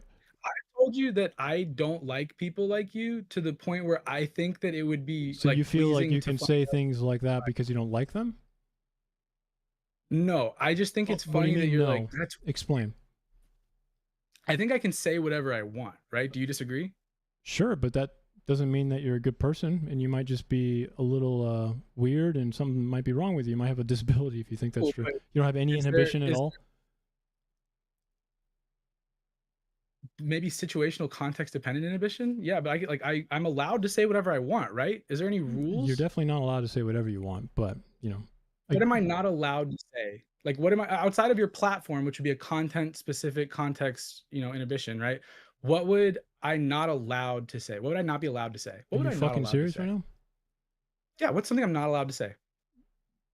There's plenty of things you're Like, not allowed to say, dude. Like, could you I say? could you What- describe an event and when you're going to like murder someone in the future? Yeah, I'm gonna kill you in the future. Yeah, if See you how I say said that? if you say at a specific time, I mean, the point is that you could actually just go to jail, man. I don't have to tell you. Hang on. When you say I'm allowed to say whatever I want, I think what you mean is I have the freedom of agency to speak, but I One just moment. It is. it's a weird thing to Tuesday, be like, July I can say whatever I want, you know? It's like, yeah, I I'm get gonna that part, murder dude. started on Tuesday, July 21st at 2:09 p.m. Yeah, no, you're not. So see how there's nothing stopping me from saying it. There's no like actual thing except for normativity. No, there is literally like if I felt like it, someone in here probably actually might report you for that, and you might Report me for it right now. Do it yourself. Do it I'm on not camera to going see to that nothing. because I already know you're a little bitch and you're not going to do anything. That's not a big deal to me. Someone So else it's almost might. like I you don't know what can to tell you, man. So it's almost like you can say whatever you want and there's no constraints on that, right? No, that's just not true. Plus, I think this is getting off topic now because the Yeah, we're point talking wasn't that about- you cannot literally say what you want. The point is that there's something deeply wrong in you. You're insecure Why? because What would it look the if I normal was fit? behavior, normative behavior, what you ought to do, right? Would say that's not what you should do, right? Okay, so was I born broken or did something break me? I don't know. I don't care. Well, you say that something is I can't wrong rebuild with me, right? your entire life. I don't know you. All I know is what you've given me. But something is wrong with me, right? I think you are deeply insecure, and yeah, there's definitely something troubling with you. So something is wrong with me. Would you agree? Wrong with you? In my view, yeah. And so far. Okay, cool. So you would say that it would be beneficial if someone fixed me, right? Even if that fixing maybe took a confrontation. I don't know about that. Fixing's not that easy. That's not the question. It is. Yeah, no, you're trying to give me a dichotomy right now, and I'm just sorry. Holy There's more options than just like, oh, we fix or we don't fix, like you're a fucking broken part inside of an engine. You just told me I was a broken person. Does that mean you're now a broken engine? You're like a fucking header in like a car? We just fucking change out your rods and you're fine, or what, dude? Right? If it were that simple, it'd be great, but it's not. You're not a fucking engine. You're a fucking person, you stupid fuck. So it's almost like there's not a broken version of me, right? There's no me to get fixed and returned to that wouldn't behave like this. There's no originary me that is fucked up from some outside explanation that needs to be fixed, right? I don't know. It's almost like you said all of technically, that. that is subjective. I mean, yeah. Direct logic of it in verbatim, right? It's almost like people say things and they carry logical weight, and you just demonstrated my point to me now. Yeah, so but you said earlier, you said you hate me because what again? What was the reason? Because you make it really hard for me to exist in a comfortable way. Is there something wrong with me? No. So what do you dislike? I think overall there is like a accepted move from a lot of effort to something similar to like a content shopping position. I don't even know what that a lot means. of people I have no idea what that means. I literally have no idea what that means. So some people read and they write things down and they engage with arguments or like with contemporary positions. Wouldn't they do it for show? No, like some people just engage with arguments, right? Like it could even just be at the bar, but they'll be talking about it from a perspective that they have actually applied work onto and they are contributing to, even if the interlocutor you mean like writing about it? Kind of, right? I would also like to take that to like the spoken form, right? So it's not privileged. Okay. But I think that like there is a about it, yeah, that makes sense. Almost, right? I think that there's a tendency. Well, yeah, because there's a difference between debate and then just like a fetish WWE event, right? No, debate is literally a contest. Have you never done formal debate? Do you think Have you never done formal debate? Do you not know what debate is? It is this debate. It is the same quite literally as like what separate from dialogue or conversation or dialectic. It is quite literally a contest. It's running a race. Yeah. Do you think that like a dude? Can you answer the question? Do you not know what it is?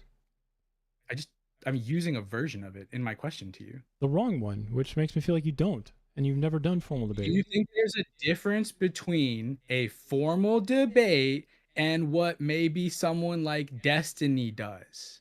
No, debate is a contest. It's a contest to them. It's kind of the same thing. So you think that the online, unmediated slop shows is it unmediated? Are debate? There is mediation. Yes. There is literally a format to it. That's all you need for debate. It's format.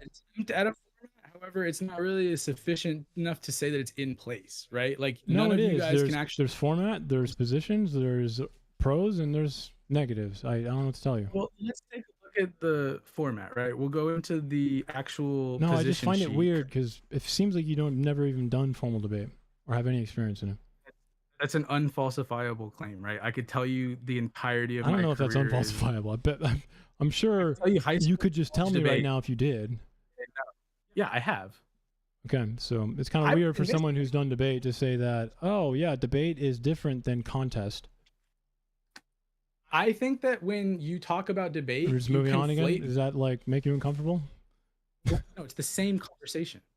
Yeah, we're just gonna move on. You got it. Are you fucking retarded at a serious level? Like, do you have a defect? I don't know. Do you want to debate about it? Yeah, actually, I do. Can you track when you're wrong? Do you think we should set up some formal positions or what? Yeah, absolutely. Let's use paid judges though, so that they're not just like Discord retards. It's all right. I don't really care. I go into places where I know I'm going to lose all the time. It's fun. I like debate because it's fun. Weird. So you're a fetishist? No, a fetish would definitionally mean that it's a surrounding arousal on an object or a particular body part.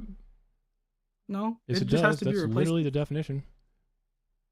Not how I'm using it. Well, how am I supposed to know that? You use That's words like because Jordan you're- Peterson fucking finds new words, okay? No, you use words like Jordan because you think that words have rigid definitions and you can't appeal to a constructive like Jordan theory or Peterson lineage. does not do that. Jordan Peterson does not use rigid definitions for his words. He actually sits there and says, "What do you mean like?" After someone tries to pin him down on what he's saying, he goes, I didn't mean it that way. I'm talking about the fantastical manifestation of the woman's spirit as chaos. I'm sorry, Yeah, is that the thing clear? you're- Is that rigid, dude?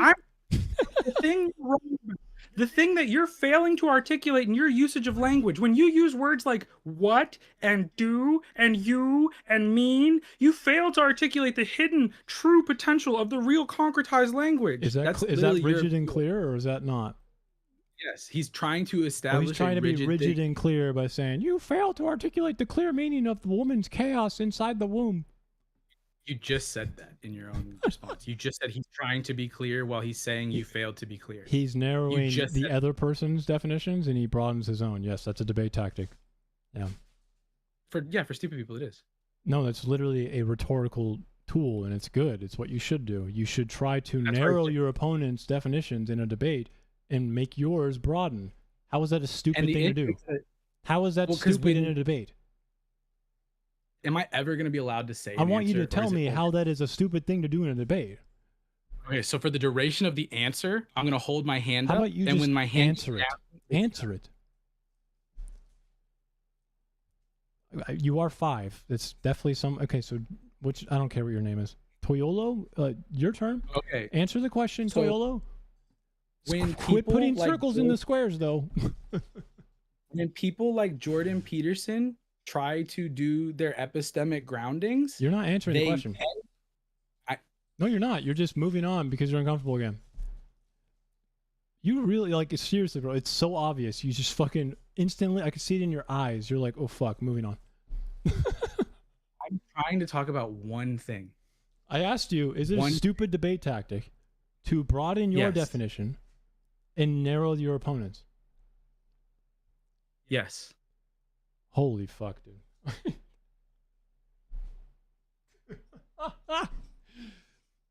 You didn't really win that much in your high school debate, did you? What is a conflation? Could you just answer that real quick before we continue?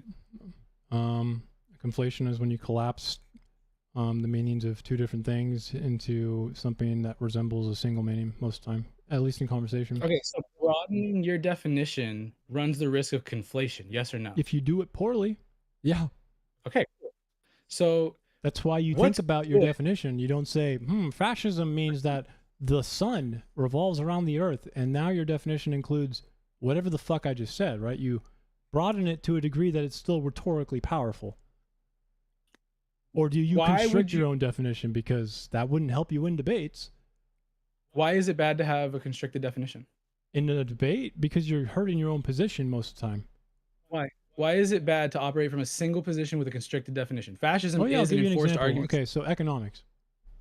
Do you think it'd be better to have an economic definition of, let's say, positive renewable effects about renewable energies towards climate change? Do you think it'd be better to constrict your definition on that using, more constrictive, more accurate price models little bit and things that amount to renewable energy? Or would you try to include the potentiality of renewable energies becoming more cheap and ultimately becoming better? Would you I hurt need you yourself to in your own feel- definition by excluding that? So again, I'm about to be genuine to you, okay? I'm not trying to be a dick. How about you just Not trying to be answer the rude. fucking question? I need clarification on what you I just just said. clarified everything for you. I started it by You said prefacing economics, rigid. but I can tell you don't want to listen. You just want to wait until someone's done talking. So say it again. Your definition in a debate. You want to argue for definition- renewable energies. Okay. Can I move? Can I go forward now? So No, we can I aren't move addressing it- forward? Just say yes or no. No. So We haven't you're established just a denying the premise. debate now. There's no argument for renewable energies whatsoever, I guess, in economics. No, I'm sorry. I thought you were asking if you can move forward as in I had everything understood and then it was safe to move forward, or if I there told were you things on two the table things. We're in a hypothetical debate. Two positions. And I have a Mine is renewable energies in an economic way. Yours is and that's all we have on the the table, right? opposite. Okay. Do you think it'd be better if I constricted my definition of what will be beneficial from renewable energies in an economic way in that debate? Or do you think I should try and include a more broad potential, things like price theory in the future, social effects? Without providing me with content style definition or example, sorry, could you provide me with what you mean by better in the future or definition of good? Well, we try to predict, future costs, how the efficacy of batteries in the future will become more economically viable and ultimately profitable, right? But there's a point where you can realistically say that this is not a real option and this is a real option. So you would have to constrict, or you would have to expand your definition around that mark, right? Definition yes or of no? What though? Definition of what? Oh my, I literally just told you. It was very clear. It wasn't. I'm struggling. I'm literally what you need right to do now, then is stop thinking about what you want to say. Start listening. I'm asking you questions. Then stop. And you are talking. Bad faith. Listen. This is not bad faith. I can tell. Okay. What are we defining? Efficacy of batteries. What is the word? Efficacy is what we're defining. Oh my fuck. Efficacy of batteries as a viable renewable energy option. Yes. That's not. That's no. Hard no. He says no to the efficacy of better batteries as a viable renewable energy option in economics. I'm saying no to we're good. I am struggling, and you don't seem equipped to take the position of someone who is talking to a humble, needing and help person, right? I am asking you, what word are we defining?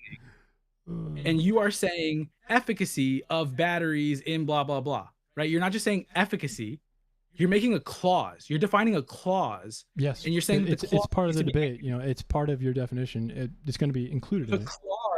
The clause needs to be dynamic, sure. But your clause is not being defined. Dude, stop existing in this meta conversation framework. Can you fucking just listen and engage?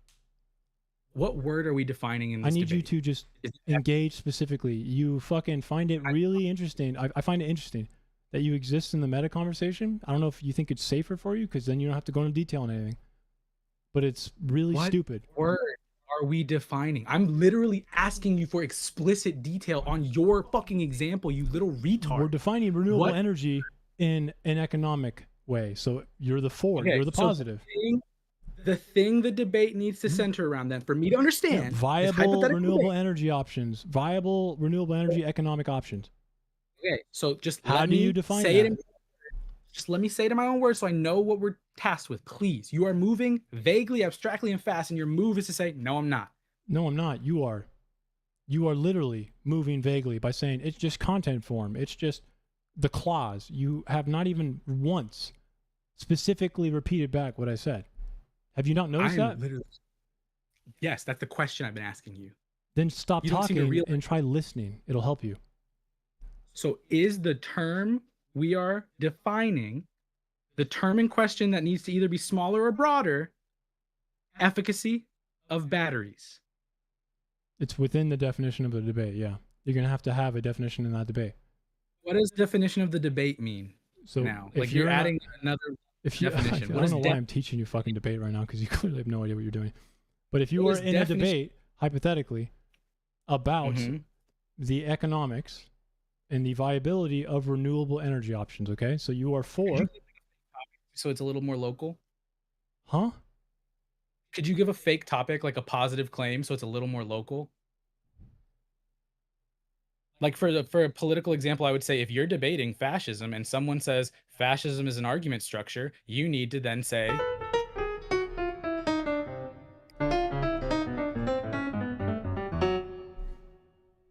Did you hear that?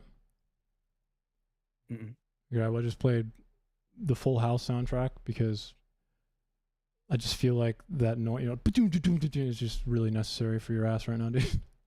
Fucking yeah, Christ. but if you listen to but it just moves on, bro. You're a very funny person. I've been saying the same thing about you the entire time. I've even said that we're saying the same thing. It might be true to you.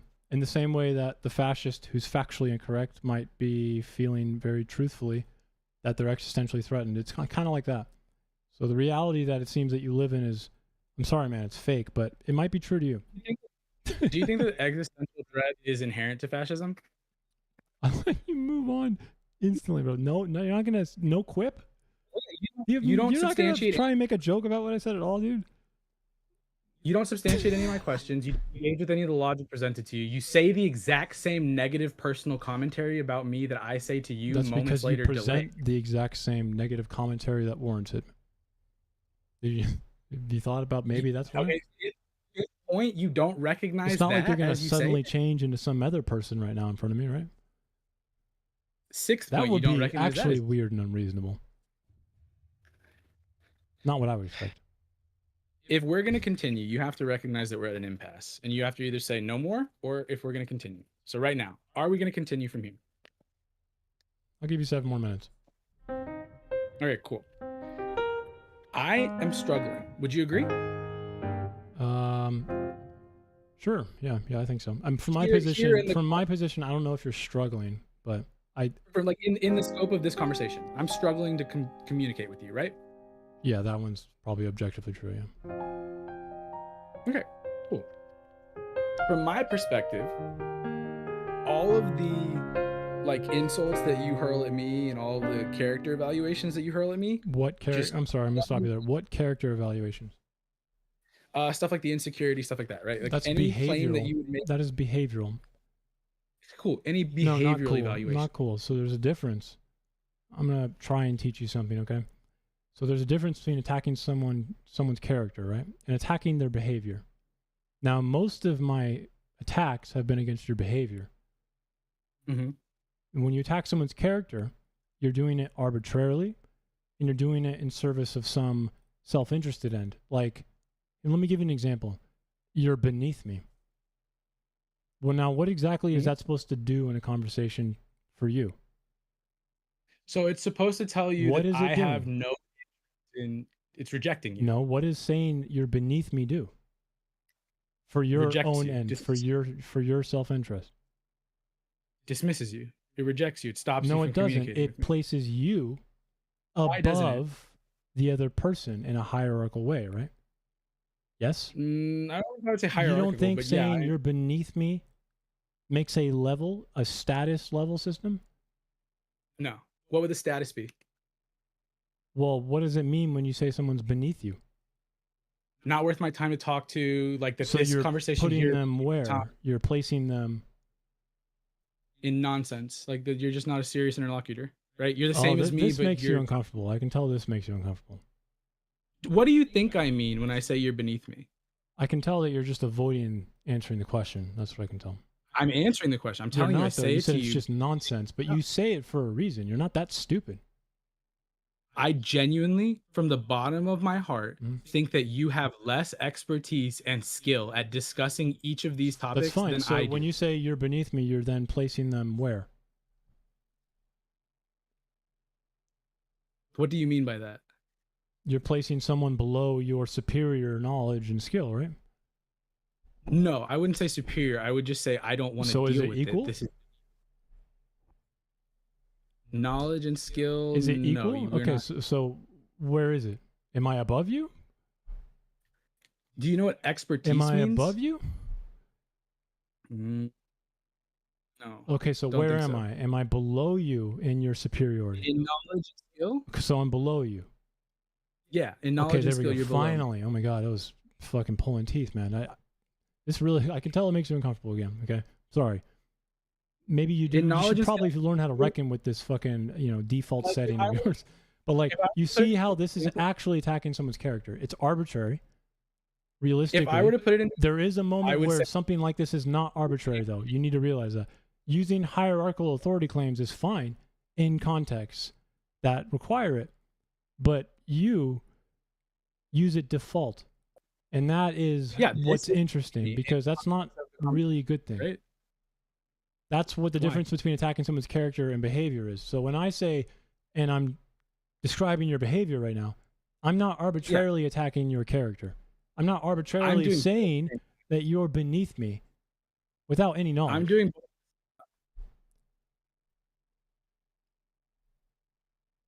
Did you see the balloons? I did, yeah. I don't know what the fuck that was about. Happy birthday. Okay, well, I don't know either. So yeah, if I were to put it like with an example, I would say I'm smarter than you. But I don't think that there's like some kind of like broken or like maybe like actually placeable hierarchy. I think that there is stratified levels of experience, right? Like I would say you give off the idea that you maybe have a bachelor's degree. I didn't finish my degree. I said that. Okay, that makes sense. I said that in the Discord. Like I said that in maybe the high school. Discord. I don't read you very closely. I think that's pretty clear. Well, it'd be pretty hard to understand what someone's saying if you don't, wouldn't it? Not really. Do you think it's easier? No, I just said that that's not really pertinent, right? Like you've given me all the It's substance not I care pertinent about, right? to actually try to understand what someone is typing or writing to understand what they're saying? Not for that claim, no, right? Oh, okay. So for some other claim that's not written or spoken that you're still not trying to understand, you would know better. No, I don't know better about you than you do. Do you understand that? That is 100% true, yeah. Yeah. Okay, cool. So from there, what must it mean? Assuming your interlocutor is correct, what must it mean if you're less intelligent than they are? Well, that means that Remember, that means that you might be less intelligent depending on what you're measuring it by. Yeah. Cool. All right. Yeah. So if we're measuring it by something like ability to read or engage with arguments, you think doable, you have the authority though to do that? No, I Okay, don't so think why that do you that would act like you do? shorthand. No, why do you right? act like you do if you don't think you have the authority? Could you explain what acting like I have authority means? Well, when you say that someone's beneath you and that you're more intelligent than them and automatically stratify them and then tie your self-worth to it in a self-contingent way because you're a fucking loser, don't you think that would be acting like you have that authority? I still don't understand where authority comes in. Right? Like, do you talk to everybody all the time? Clearly not. No. Okay, cool. So what You makes didn't really you understand selective? anything I said though, right? Is it authority that makes you? I didn't. Is it authority that makes you selective? Authority can make Like you it's- selective, yeah. Which again, you Not do, can.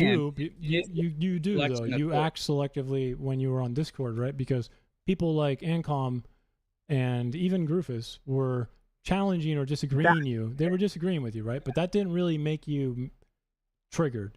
So what makes you triggered? Yeah. No. What makes you you're triggered is when someone challenges your authority claim.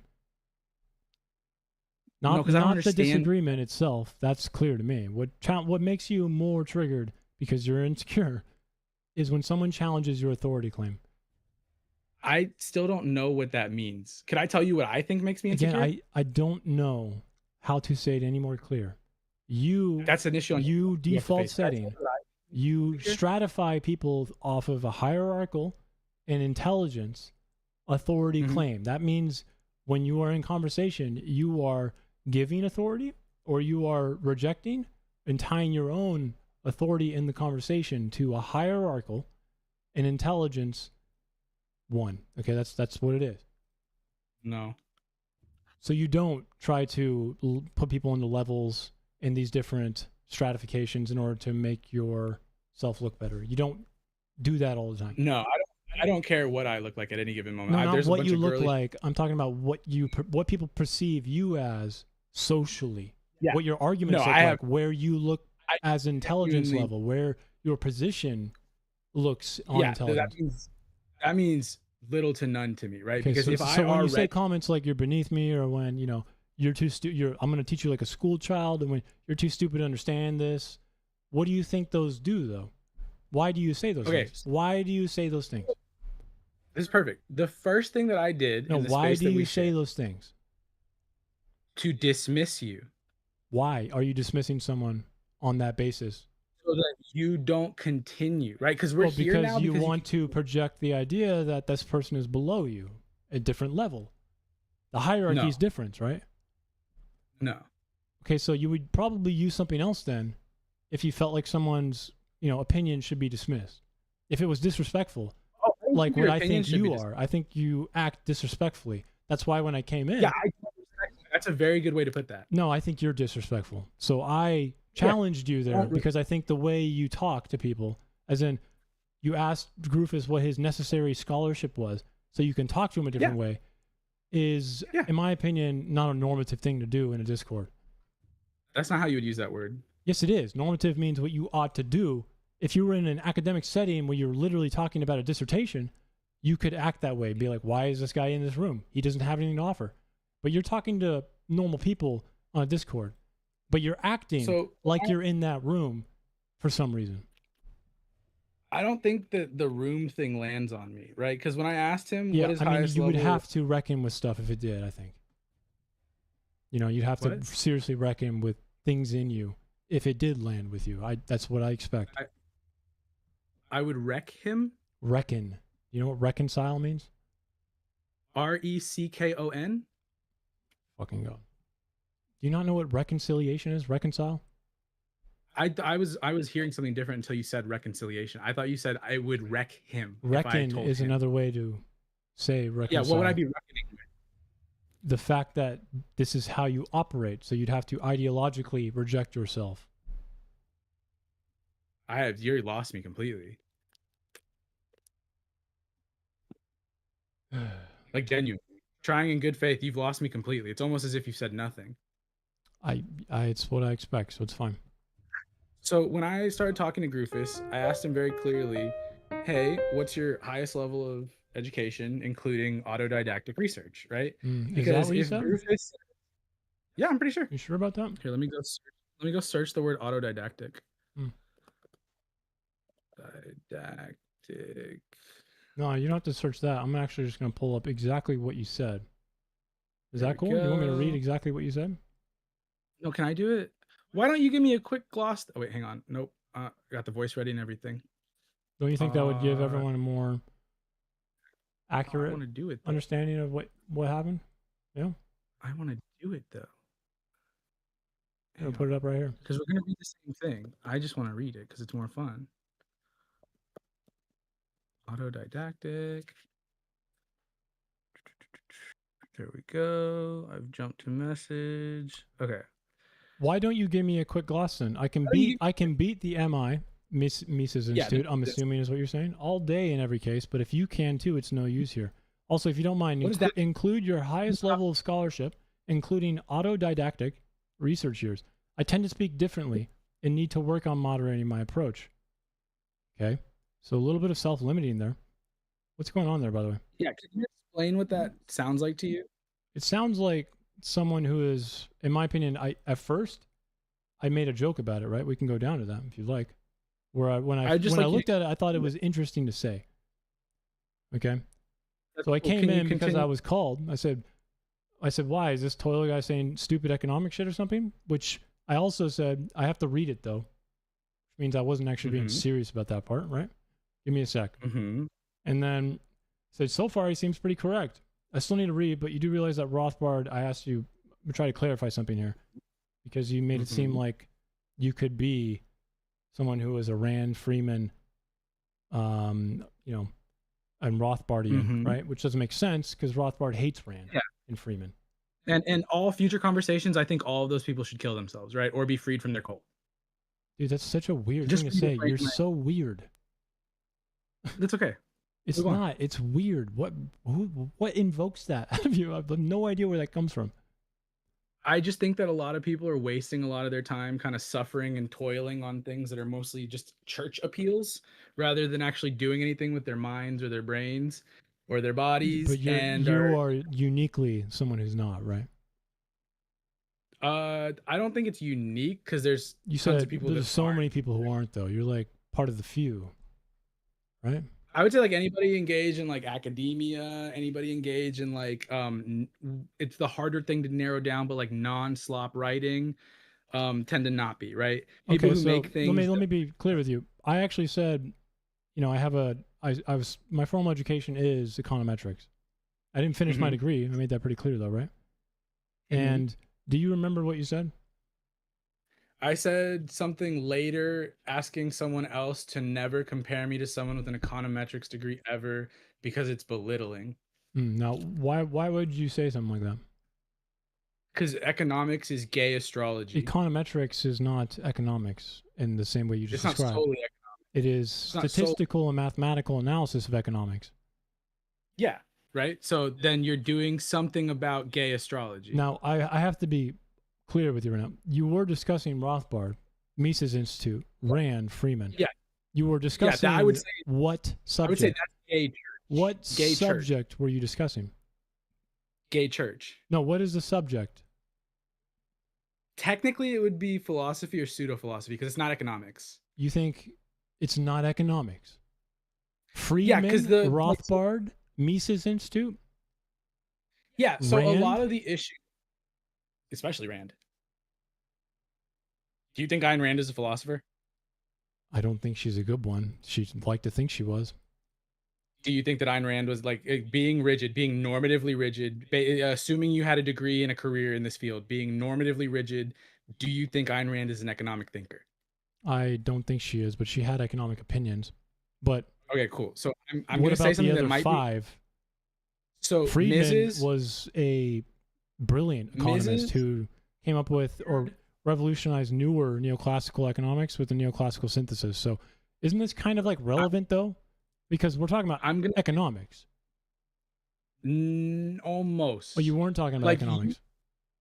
No. Mm. The way that I approach the Mises Institute, you can't talk about economics except for to deny that it is a like what's the word? Because it's not inapplicable, right? We could do it, but it's something that has been largely dismissed or absorbed into the greater like contemporary economic idea set. Does that make sense?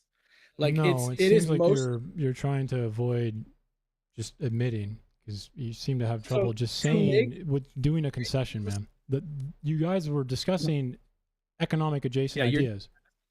that I spend like a large chunk of my But life you researching. were debating economic adjacent ideas. Adjacent, yes. Adjacent, I would happily sign. So yeah, my absolutely. formal, discipline or my formal education, which again I was pretty close to getting my degree, and econometrics is somewhat relevant, right? No. Really? So this is, I genuinely mean this. So Do you please think- don't just take this. Like, No, because do you really Wait. think someone who studies economics will not know anything about the five people you were talking about, but someone who studies philosophy would?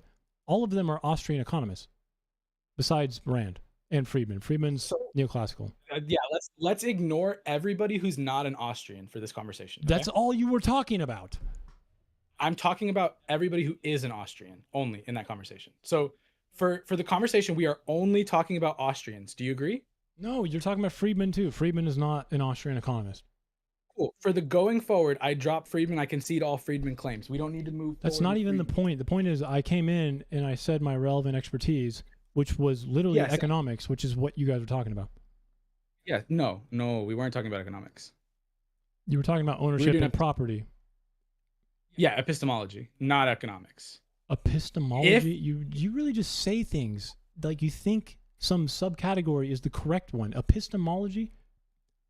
Am I going to be able to tell you anything, or is No, it all a because you series of just confidently and arrogantly say things that are wrong. What kind of conversation are you having when you're defining a word? That would be semantically. That's semantics. If you're defining a word in conversation. What ology is semantics? Etymology. And then Okay. semantics is relevant in every single one of the philosophy schools. What are you talking about? I gotta go smaller then. Okay. Well, how about Gruffy you and just I- start with the right one? The property and ownership, the ideas in them. Okay? You guys weren't discussing semantics. You guys were actually debating on the real, one political and governmental idea of it, as well as the economic one about transfers and lien transfers. Almost. No? Almost. Yes, almost. But you have to shut the fuck up for me to explain the answer to you, and you don't seem able to Well, do that. So I let's don't know not what to start do. with epistemology. Yeah? Okay, I won't say that word again. All right. No, just say it correctly. When people talk about the Austrian school, you either talk in school about economics or you talk across school about their philosophy. You cannot do the economic discussion if you do not agree with the epistemic discussion. Does that make sense? Not even true at all. if I don't agree with their notion of, let's say, aggression, violence, property, the notion of ownership, what that definitionally means, All of where these that can be people don't extended. have the same definition of that, by the way. No, they don't. But some of them operate from a building tradition of it. Yes. No. Some maybe Rothbard and Mises obviously do share that, but again, Friedman is completely different. Friedman's completely different. I already said no more Friedman, right? When you're talking about Rothbard, I guess because it's advantageous to you in this conversation now, right? Yeah, absolutely. When you're Would talking that about be Rothbard, broadening your definition now and narrowing mine? Look, you just learned a debate tactic. It would be narrowing mine. That would be narrowing my position entirely, right? We're removing a person from the register. Yeah, kind of, but it's still, you're still doing what I said earlier, right? The tactic, right? I have a simple question for you, right? If you're talking about Rothbard, is there a chance that you are going to be talking about Mises in some way? Absolutely, yeah. Murray Rothbard is someone who he doesn't agree entirely with Mises, but especially in his later years. No, but he builds and he runs a lot of it, right? Not in his later years, but yeah. Okay, so let's say we're talking about something that is observant to the action axiom. Do you know what that is? The action axiom is one of Mises' fundamental concepts, action in general, right? You're familiar with kind of blanking. Yeah, action, I've read all of it, man. I just can't remember. It sucks, right? It fucking sucks, right? I don't know if it sucked. I don't think it's relevant in a normal economic sense, because if you walked into a class and, the teacher was like, we're going to read, Mises' 1,000 page book, whatever the fuck it's called. Yeah. That would be dumb. You're not going to learn economics. So the school of Austrian economists are kind of, they're good for historical things and ideological purposes in the history of economics, but it's not going to teach you anything about modern economics. It'd be like teaching evolutionary biology with an Origin of Species book. That'd be retarded. Yeah. So now if someone were to say, make an economic claim, right, in a debate setting, right? Let's just apply full pervertry to it, right? Just two perverts making economic claims that are, faulty or whatever, but they're going to debate about it. If the first person's claim revolved around the justifications from human action, you aren't really talking about the economics of the claim. You're talking about the invalidating presuppositions first, right? I don't think that's true with Mises. Mises fundamentally ties it to economics, right? No. Are you sure? This might be a point of dispute, but like I've given a lecture where the entire point isn't in here. You're talking about Human Action, a treatise on economics, right? Yeah, I think my copy was like 900 pages. It's long. It's like 950 pages, something like that. So the point that I would start any provocative debate, like if I wanted to be a dickhead in a libertarian server, I would say that it's 900 pages and none of the things after probably the 4th chapter hold up. Okay, so but he does fundamentally tie the what do you call it, economics and praxeology, and then he calls it the epistemic problem of the general theory of human action, right? So this is why it's not an economic, and this is not insult to you anymore, right? I'm Scout's honor. I'm being good faith. I'm treating you as a peer, and I'm just a dick, right? In conversations about human action, the debate is whether it is an apodictic science or it is not. Sorry, I'm smoking a blunt. Is not an academic. Yeah, he criticizes the entire field as being non-scientific in a way. He says they need to take back a different, like an ideological formation behind it, right? Yeah, exactly. And so he bases everything off of I'm going to just philosophy student, right? Off of a bastardization of the Marburg School of Neo-Kantian philosophy, okay? So he takes what seems like it tracks as like a Kantian argument for, transcendental logic for his rationale. And therefore he says everything like minimum wage, employment, stuff like that can all be decided from the basic reality that humans act because they have intention, right? This is debated as a false apodictic, right? I might not even be saying that correctly because I'm not very I have to look at my notes before I can gloss this fast. But the question is, are you talking about economics or are you debating all of the preloaded bullshit philosophy that they then completely use to justify all their economic claims, which someone like you would be able to interact with, right? But someone like you is likely not trained to look at the actual logic of their claims outside of the economic logic, which is the issue. I don't think right? so. So when I'm talking to Gruffus, I don't think so. I'm not talking to him about like economic themes of property. I'm talking to him about the actual meaning of property in the sentence, because it is the debate of, is self-ownership a legible principle? I mean, that part of the conversation I didn't actually comment into though, right? So why would we be talking about that? So we're only talking about why I don't respect economics or anything really to do with economics in the frame of econometrics in these debates, right? No, not econometrics, but that's not. I didn't say. You've never given an econometric claim, and I've never said you did, and I've never brought in econometrics. Yes, and your question that started this entire good faith discussion between us, which I'm enjoying, I hope you are. This is the nicest part of our conversation so far. The question was, why would I say such a thing about econometrics, right? Yeah, You said, clearly don't did ever not like put me next to belittle. it will belittle me, right? Yeah. So what is the reason for saying that? Philosophy is way cooler than econometrics. This is okay. So Mises in particular is someone who wants to he literally tries to fuse political general theory of human action and says it is fundamentally economics. He just says it's like that. Yeah. So to debate the economics claims, what would you have to accept? I mean, you have to technically accept his philosophical underpinning, his ideology. But yes, I'm not really sure what that. So the point in calling it belittling is that all of the shit that you're trained to care about is downstream from all the shit that I trained to care about. Everything is applied philosophy, even physics. That still doesn't make sense for why you would immediately say something. Casual colloquial. Why you would immediately say something like, "Don't ever put me next to someone like an econometric or someone who studied econometrics." Yeah. Have you never heard a physicist say, "Ew, don't call me an engineer"? When friends are talking, maybe. Yeah. Don't call me an econometrist. So that okay. I want you to be clear now. When you made that comment, was that your intention? Not in a friend way, because we're clearly not friends at that point. What was the intention? It's about the most that the intention could be, right?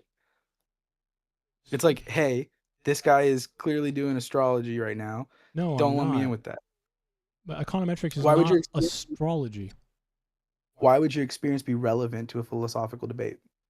I mean, in this context, fundamentally, it wouldn't be relevant. Yeah. Okay, cool. So I don't want to be lumped in with people who go to school for something, get really passionate about it, and then feel slighted, right? I just colloquially. Didn't you say earlier you gave specifics for what you think, separates someone from the majority of people, right? You said someone who actually goes to school and gets an education, right? Study something Not deeply, just that, and then writing in a deep way. You decided to say a little bit extra, like they can't just do it for show. That's another one. So, and then there's another one. I'm confused because isn't that kind of not congruent with me saying that I have a formal education in econometrics? I mean, I have an AA in economics. I have an AA in mathematics and chemistry and accounting because they just auto gift them now. It's kind of funny. I should go get one of those. You don't have any education? No, I went to college for a long time, and then I got hit by an 18-wheeler, and I sued for $1 million, and then I invested the $1 million into private education, and then my fiance had to be hospitalized for psychosis, so I spent a lot of my money on that, and right now I'm in a recovery period of trying to get any job again, just kind of going back to work. But no, I used to work at AI startups. Used to work. How old are you? 30. I thought you were younger than me because in that video with Andrew Wilson, your skin looked great, but you seem older than me. My skin did not look great in that video. My light was burning it. Can you see all the colors on my face right now? Because there's multiple. You have about 2, and I'm jealous of that, genuinely. My issue is that people in spaces like the horseradish patch, right, are observing like a fetish relationship with knowledge. I think that these debates are able to be called debates, but definitely have to look at them we definitely have to look at them in like a gamified sense compared to something like That's what it is, though. It's a game. It's a contest. yes, but when we approach this game and this content, it is very different than learning. Would you agree? I disagree. The debate itself is a formal contest, but one of the nice things about debating, I like it because it's fun. It's like when I was younger, I was an athlete and I ran track, and I just like competition in like the sporty sense. So to me, debate's fun. It's not really fun right now because politics in the United States is not fun at all. But you can use the debate, okay, to further your knowledge independently before the contest, which is something I think a lot of people do actually utilize. That's a lie. I think we have to call that a lie. But it's not like a bad faith lie. There's plenty of debaters in here right now. I mean, if Lethe's still in here, if Maida's still in here, I don't think it's a lie. I take the time to go further into topics I already think I know when I'm about to debate the topic. That's why, okay, lie is probably the wrong word, but you are describing research as the learning value. It depends on how you do the research. Some of it's not good, but I think a lot of people in my chat right now would tell you that the way in which I do research is probably above average, but I don't know. Depends. Let's assume you and I research the exact same way for the duration of this conversation, okay? I would not say that the learning is coming from debate. Might be prompted by the necessity. I never said it was. I said you can utilize the debate, okay? Yeah. To learn more about the subject. It's not that it's coming from the debate. It can be fun to go back to the question because you have some sort of date for it coming up. Yeah. So then my other issue would be with things like the format of these debates specifically in like the Discord or like the Twitch or the YouTube sphere, right? I would label these as slop because for the most part, no one involved has demonstrated, and I know this is one of those I disagree, you disagree kind of claims, but no one has demonstrated the ability to track things in any clear way. I disagree. Like I disagree. I'm sorry. I know you said I would disagree, but it's clearly something I would disagree with. There are people who are newer who can't, I give you that, who are less capable of doing that, but that may not be because they're unintelligent. It's different. Would you say that the judges, let's focus only on judges, not debaters, just the judges, because we're talking about the apparatus, not the competitors. Some of them are better than others. That's pretty much it. Yeah. Okay, so I've been watching a bit of the content recently, right? Because one of my friends invited me to the server because they were debating some Israel shit, right? And I decided to deep dive the content when we all started fighting.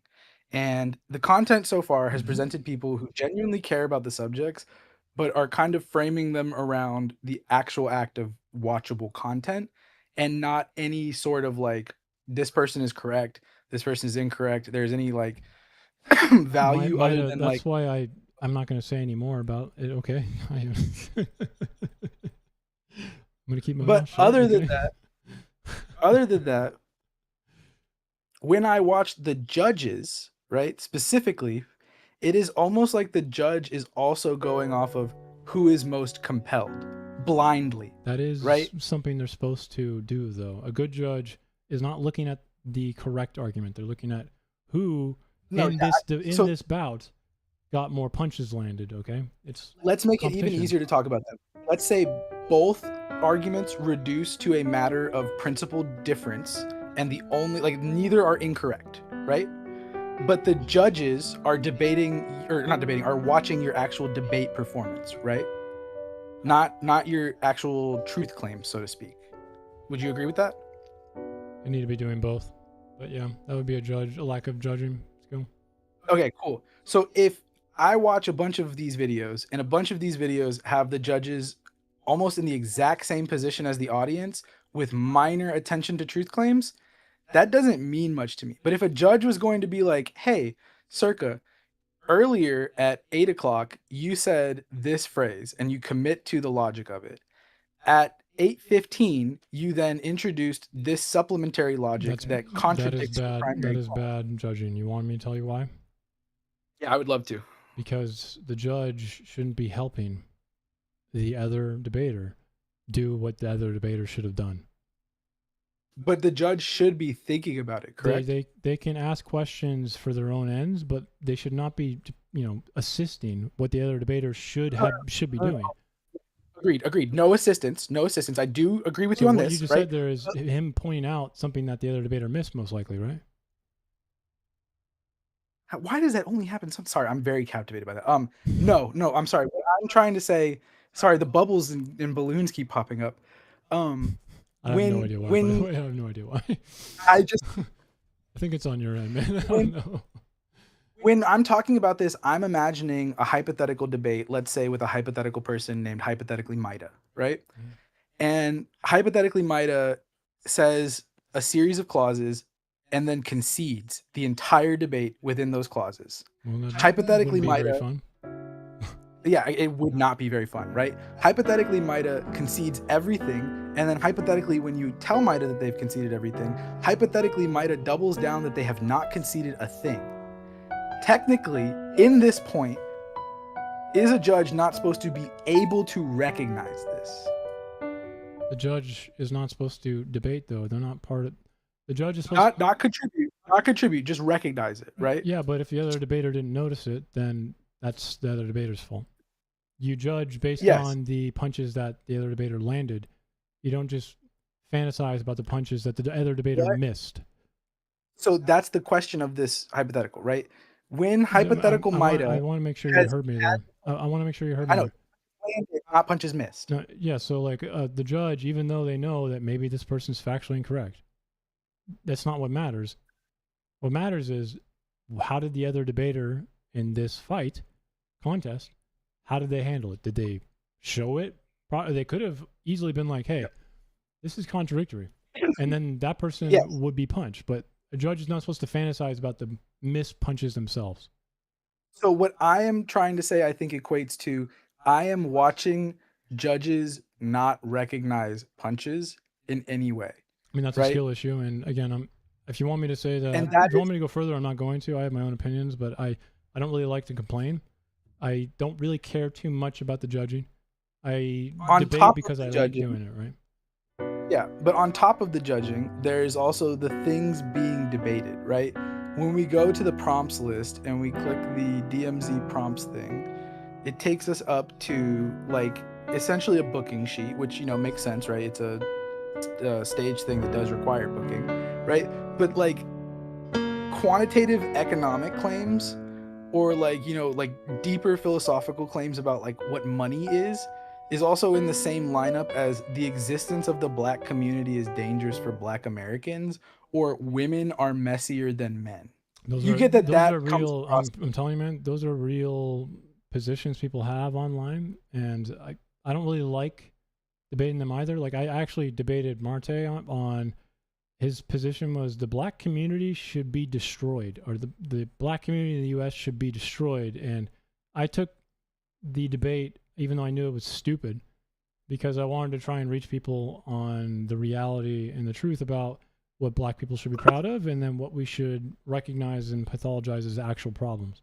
So, I mean, in Horse's community, I don't know if I would want to really debate that one. It sounds boring. It seems like Lethe didn't like it either, but I mean, some weeks are gonna be better than others. If you don't like some of the prompts, I don't know what to tell you. You just don't debate them.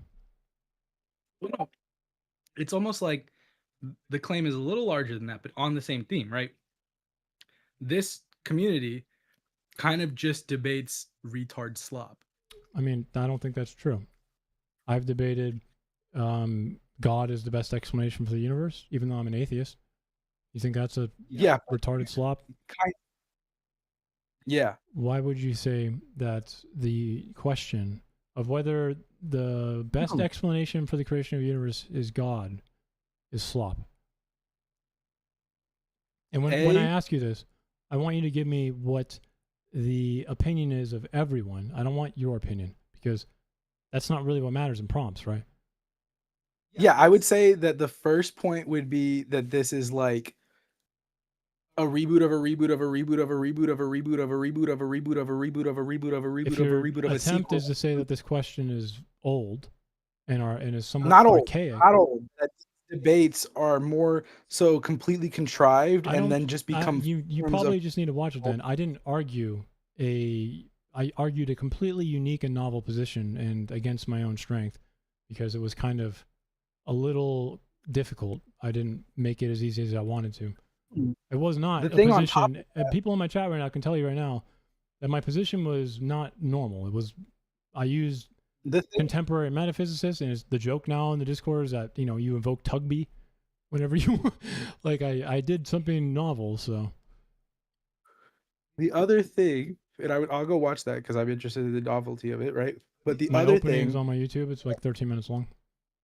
the other thing is that you are essentially talking about this within the register of the same people who are debating women are messier than men, or America is not the greatest country in the world, or let's see, somewhat attractive people have a better quality of life, right? So like some of these prompts are actually meant to be like kind of agitprop, but some of that can be fun though. So Horst is trying to appeal to a bunch of audiences, and I think Horst is doing a good job. I think having like a hyper specific, you know, prompt section that's just like, what are the economic modalities of the housing market in the Western Hemisphere from foreign investment? And you're just like, I would say that's slop too. I would say that like if it's not just like solid that is positive not claims, slop, man. That is a serious problem in the U.S. Yes, but the topic for debate is so vacuous that you would then need to put sub prompts into it. That is right? not a vacuous thing. How large is that topic? Very small. There's only like a Name few the topic. papers I can think of in, you know, the economic journal. The topic.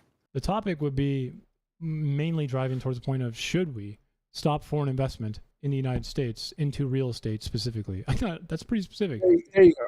That would be the debate topic, right? No, the whole it would be- subject. you would have of- to actually put a prompt up, you know, because debate topics are Yeah. not just, you have to be something like watch like trans, like the American transposition in the affirmative of like spectrum of gender that we all observe and respect is still as No, conservative that's too as long. the trans. It's too long. And also, when you do prompts, okay, in formal debate, you have a few different ways to write them, okay? You can do it from a organizational governmental setting in which you say this house, and then the other way you do it would say if it was an individual claim, you would put resolved and then a colon, right? And then you'd write it in 10 words or less.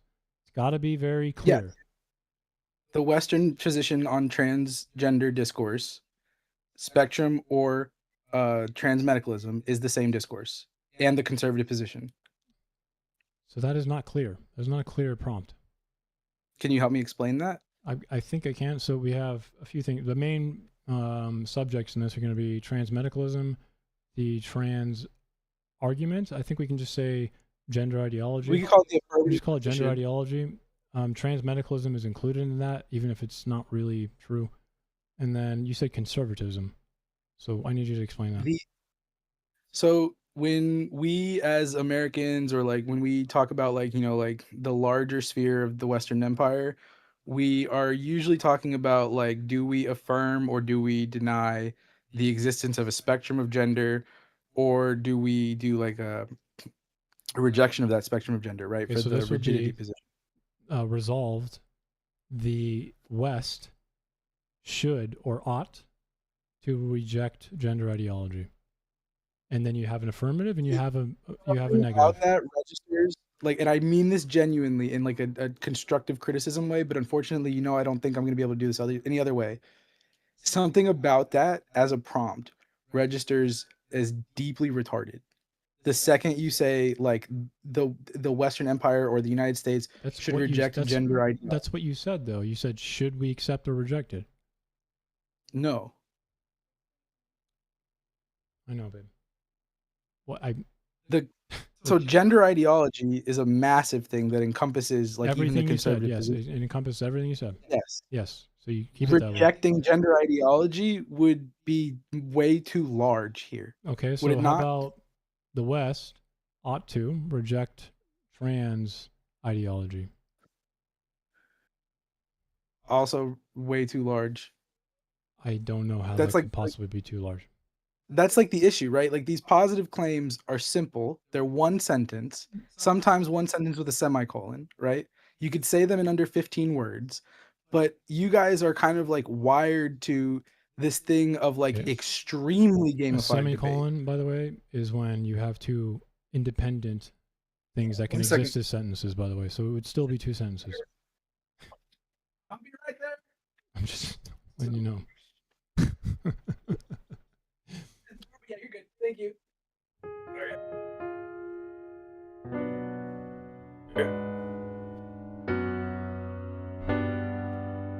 You can do it with a comma.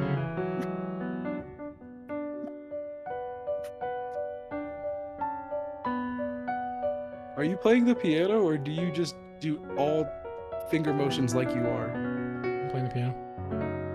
Okay.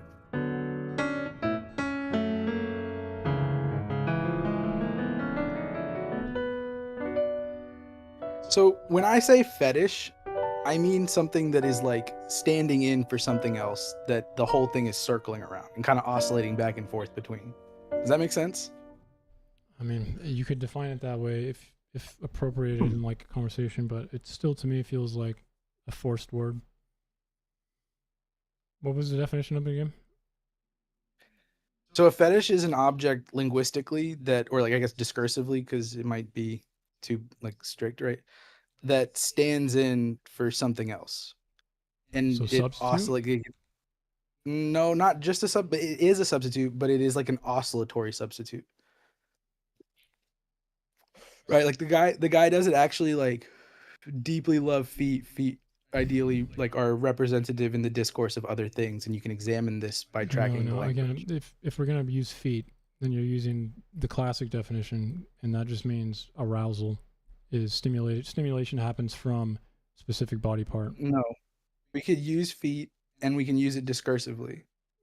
Again, using feet here though would be using the classical definition of fetish.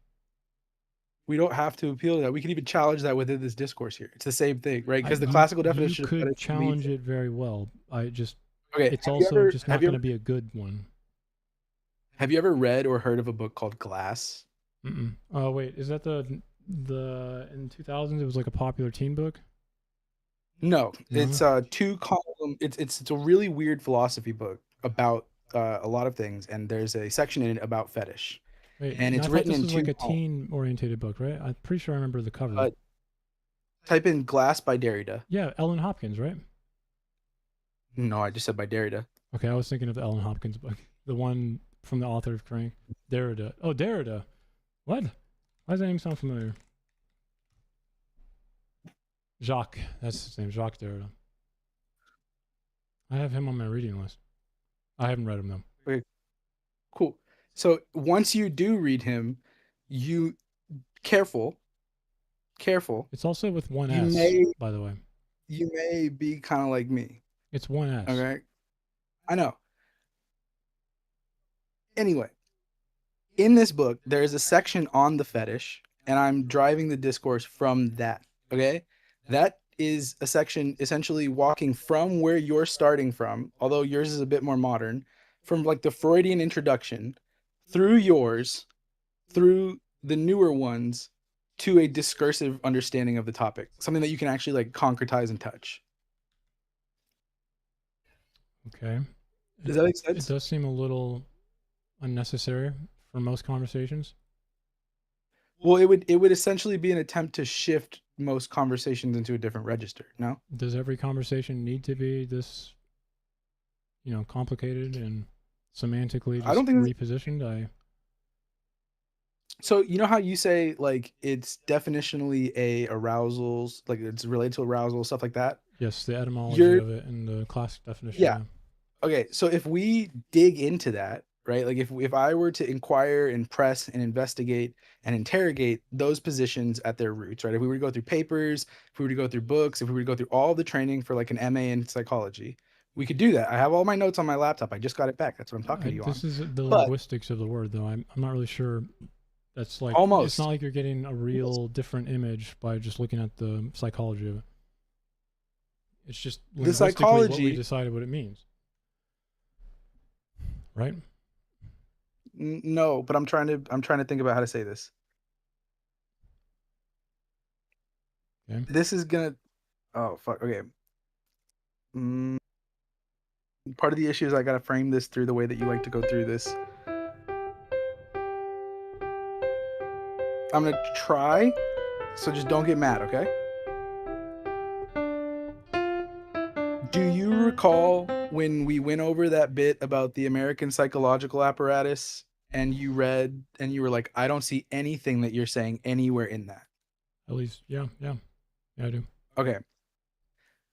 A part of this inquiry into the subject of the fetish would be because of that lack of vision there. Does that make sense?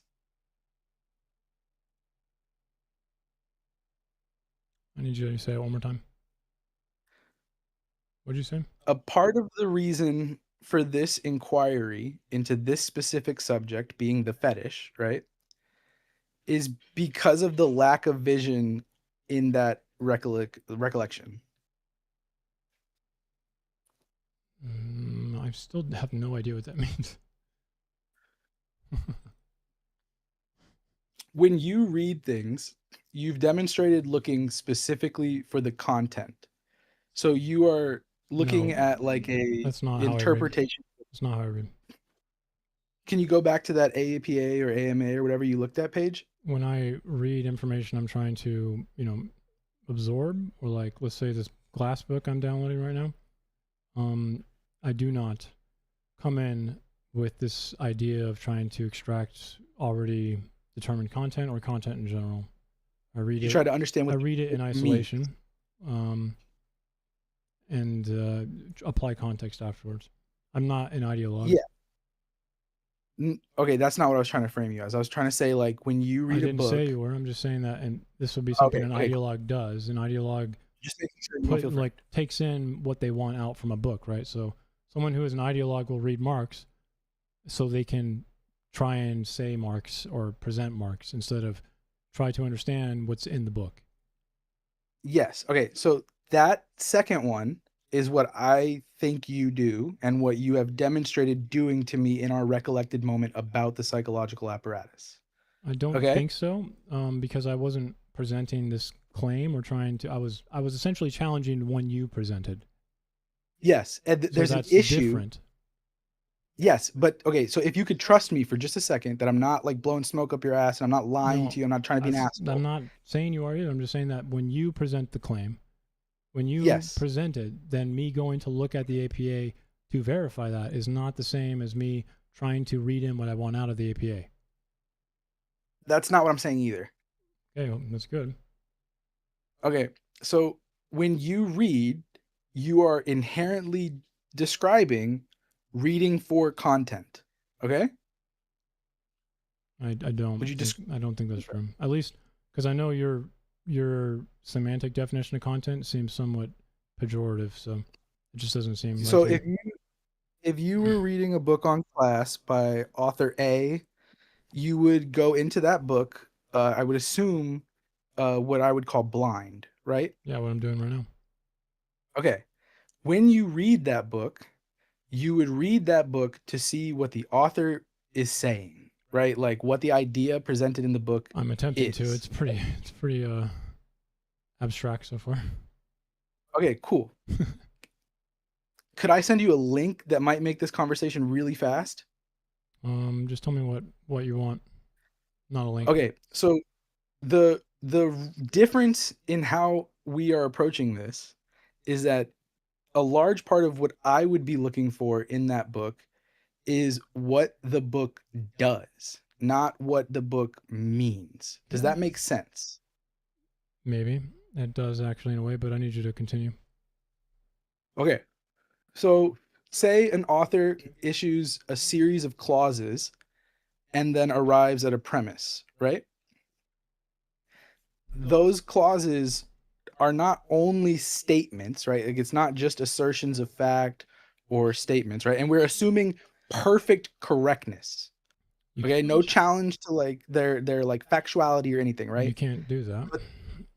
What do you mean? It's a book. I'm assuming upon reading it, when you get the argument, it's like it's not like bullshit. Okay. Yeah, but it's a book.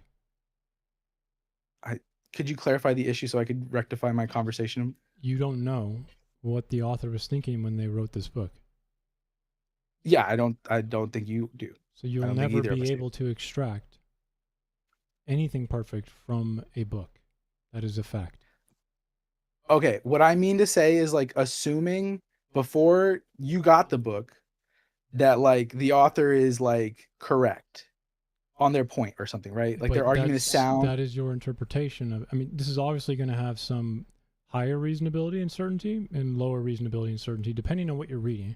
So if you're reading like I'm trying to create. you're reading like hypothetical for us. Mathematics, and Principia Mathematica, right? Fucking Newton and doing calculus.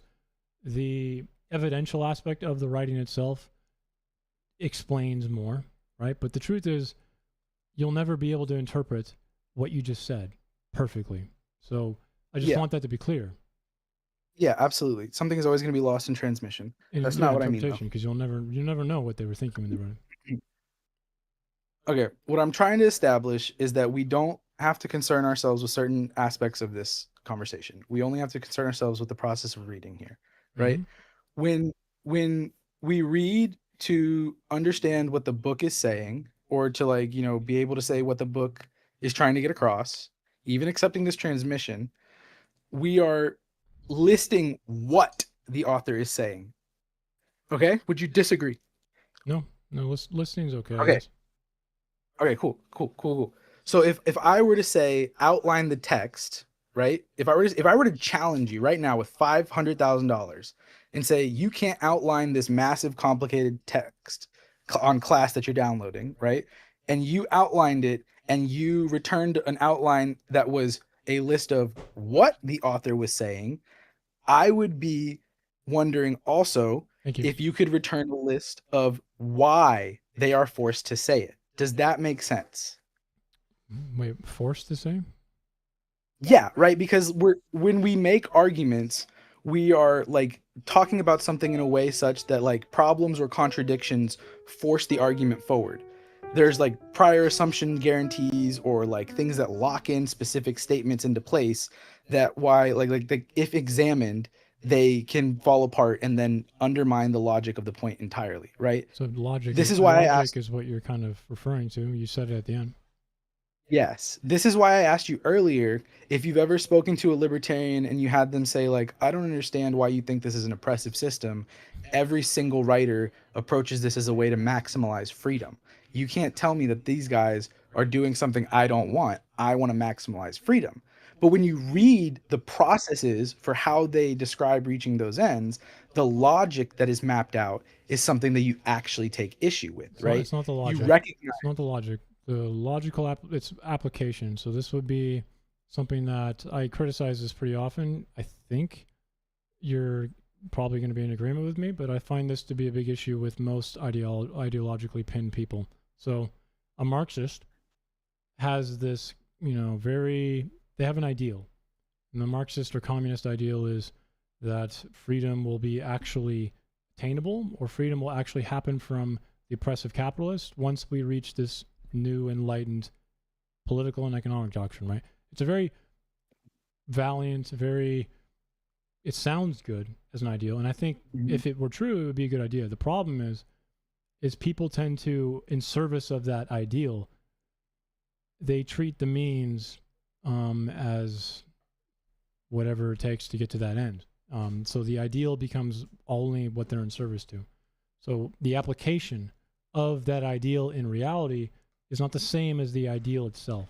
So when a libertarian says their ideal is freedom, and they think that freedom from negative freedom from the government is the only way to get there, their application of how to reach that ideal becomes, unfortunately, not, it doesn't do what the ideal wants or even claims to do. So this is kind of, I think, what you're getting at, is in service of the ideal, they forget that application is equally just as important. Almost, but no, because there are things that caveat it to completely remove it in a way that I have to clarify. So when we're gonna use you and I as examples here, okay? And we're gonna go with two different approaches in reading that are being exemplified by both actors. When you read, you are trying to say the summary of what the author is saying.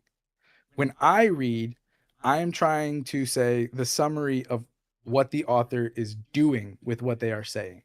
I don't When even someone I reads don't this- even think that's true, but at the same time I don't know what the demarcation is between them. You're gonna have to be specific on what now I So think you mean by do and you know. So, for example, when we talk about like a Marxist, they would like someone who is pre-Marxist would be someone who is like interested in reading Marxism to see what it's about. Would you agree? Pre-Marxist? Yeah, you know, pre-ideological individual, someone who's just interested in shopping around for ideas and reading the books. Okay, yeah, that's yeah. Okay, I'd say so this apolitical individual probably, but yeah. Yeah, this apolitical individual is trying to understand what Marx is saying, right? And they are trying to summarize the actual ideas in the book. And then they are trying to make decisions about the actual ideas. And then they're trying to make evaluations about what other people are doing with those ideas to what ends. I think That's a bit I of think what it's you just actually in the reverse. Generally, people do not come to anything blind. I feel like that's less likely than when people come with some precursors. So when we say apolitical, there's a little bit of a spectrum there, right? And I feel like most people will pick up Marx because they've already heard about Marx and they come with this predisposition. And one of the biggest parts of modern reading and academic or research is the active process, which I try my hardest to do, of trying to eliminate that, because it's going to be really difficult if you come in reading Marx as the savior of humanity from capitalism, in my opinion. So what I'm trying to get at is that there are readings of a book that will tell you just the ideas, and then there are readings of a book that will tell you why the ideas. And if you can't articulate the why of the ideas, you are subject to just being a shopper. Isn't that just right? having deeper knowledge of the material? No, not well, yes, but no, right? Like it's a specific type of knowledge that is being in question here, right? Because anyone can give an AI summary of, Das Kapital, but I don't really think that's impressive. I think I haven't read the entire thing, man, but I've read a lot of it, and I need to reread it again because it's impossible to know on the first read. But to me, it just means that someone who's actually spent energy and time on the material is what you're saying. Could you give a look at the link that I just sent you while I don't we're want to click talking any about links. this? Just tell me what it is so I can find it. It's a assignment that I put up on my Substack. An assignment? Yeah. Is your Substack the same name? Toyola? Yeah. Or well, it's Toyola was here. It's an assignment, eh? Mm-hmm. How come I can't find this? It would be in my posts, and then it would be. Is it private? A blatant. No. I posted it all over the place. It's also in your DMs. Yeah, I don't really feel like clicking any links. Well, no. I mean, like you could type in the name that's in the DM. Because like the link says the @ name. Is it on Discord? Yeah, it should say open substack.com, Toyola was here, and then the post, a blatant plagiarism of an assignment.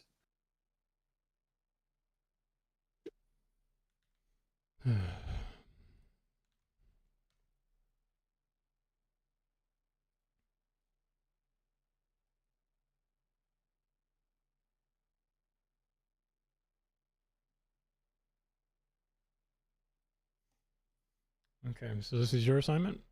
Or Well, no, by admission, it's a blatant plagiarism of an assignment, which is probably also plagiarism. Like it's how assignments get passed down, you know? Someone gave this to me one time because they were given this. It's been modified over time, and I modified it to the general thing instead of the Spinoza that it was for. Okay. Where did you get this assignment? I'm unsure if he wants me to give any kind of information, but we could say a professor at Brown. Okay, so Professor Brown. I'm assuming this is Mhm. some philosophical course designed an Yeah. assignment. Yeah. Okay, it's not that secretive, I feel like. I don't know why that would be. Well, no, it's like, it's a stream, and like the type of people that like these things are also the type of people that will like, online stock. So Okay. You Can should you scroll work down to the- through the text systematically using this 3-step loop. Read a section and type out exactly what you remember of the core argument. Mechanics and key terms from memory. Return directly to text and audit your work. Did you miss a logical pivot? Did you accidentally introduce ideas outside of the project that isn't on the page? Correct the differences in your outline, limit the gaps between your summary and text until you've achieved a precise structural translation. Is this specific for a certain type of reading, though? that's what we're talking about, right? I'm telling you that we both read things very differently, and that when we are talking about things, it is a downstream conflict from that.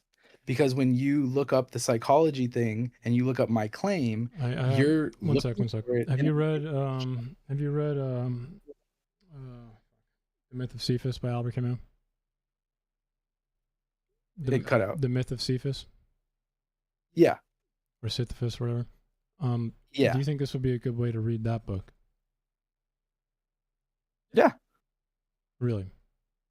Yeah, absolutely. I think it would give you an interesting thing to talk about from it.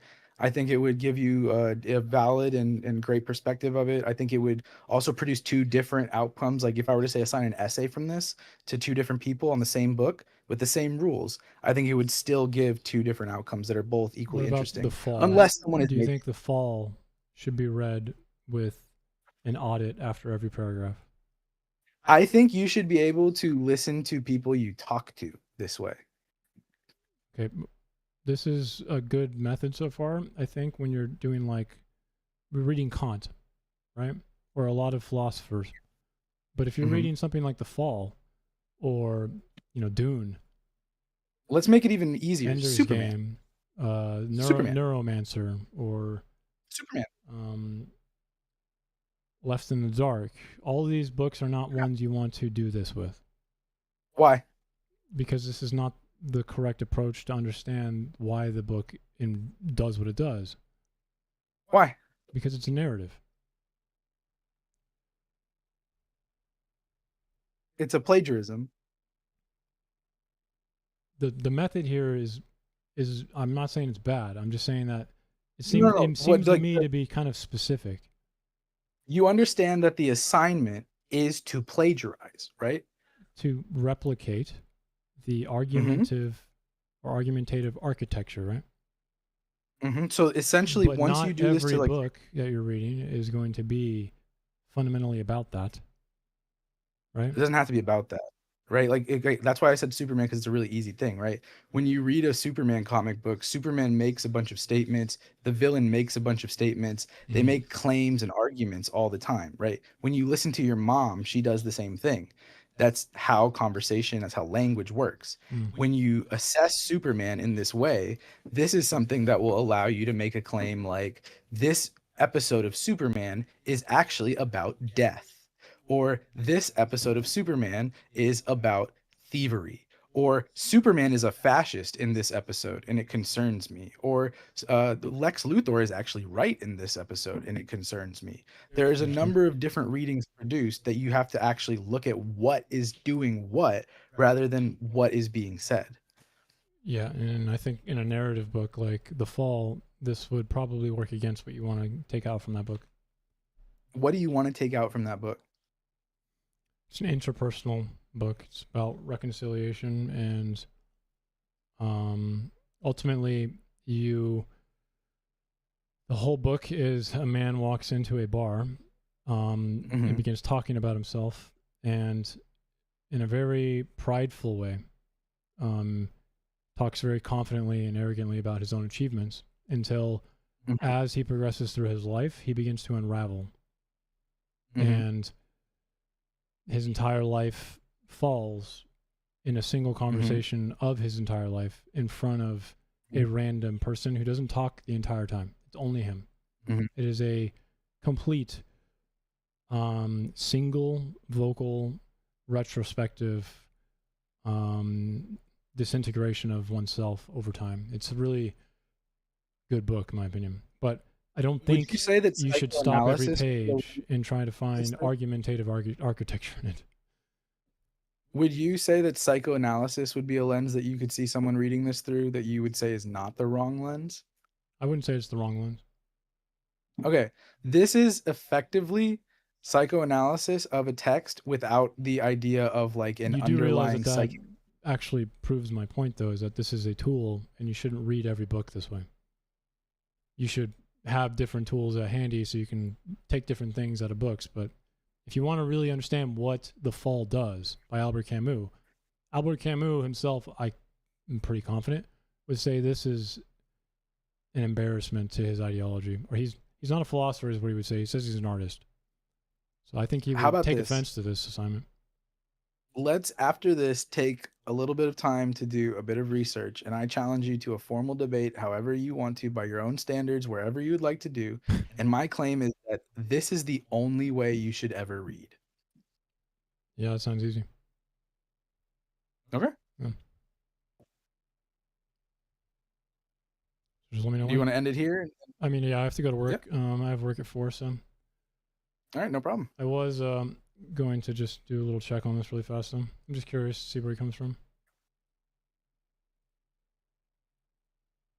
Where are we? See where what comes from.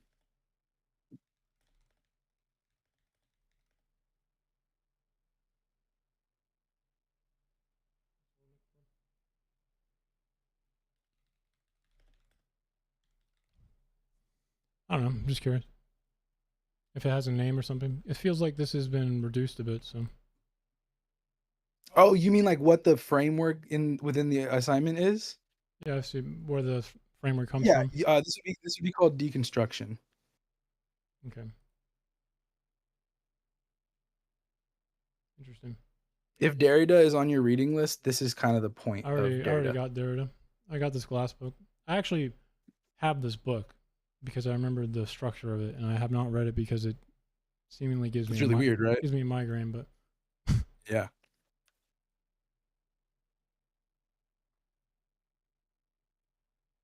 Are you just looking through it? Only 400 times. But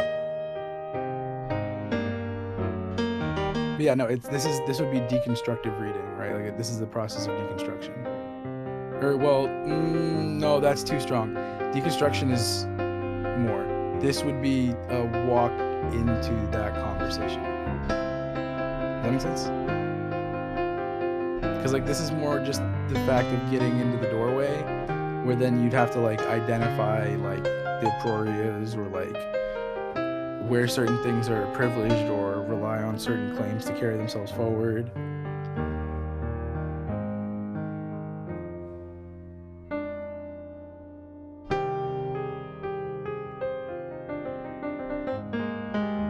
It's taking forever. All right, man. I'm gonna let you go because I do have to change my shirt and everything like that. But Okay. I mean, I accept your challenge because it sounds interesting to me. The only thing I want to close on is that this reading is why there is a clash over the entire moment of like, you said this thing was there. I looked at it. It's not there. Because that's not where it's going to be. That's not how you look for that. I mean, I'm gonna be honest with you. I think as you talk more and you get more comfortable with people, you start to be less insecure. I think the default setting that you operate on, you need to work on. Because I've noticed I in the feel better exactly half, the same. in the better half of this conversation, where you don't feel like you're being challenged as much, and you're seemingly more comfortable, you tend to say the remarks that I'm talking about, the hierarchical ones and things less. So to me, that signals that comfortability is something that changes over time with you. But I would advise to probably not try to do so much social proofing, and you don't need to do the manipulative tactics of the opening sequence whenever you talk to people, okay?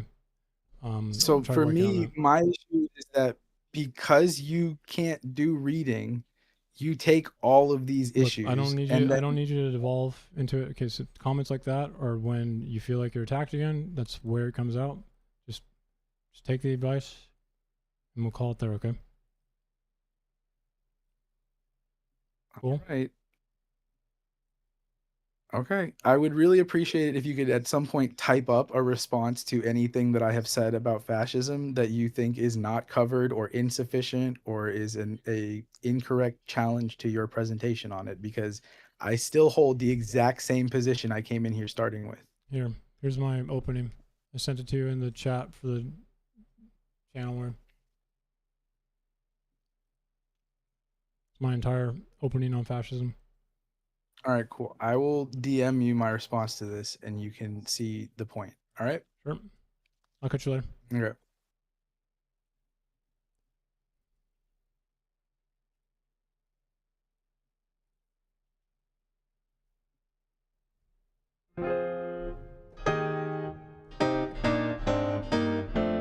That was fun.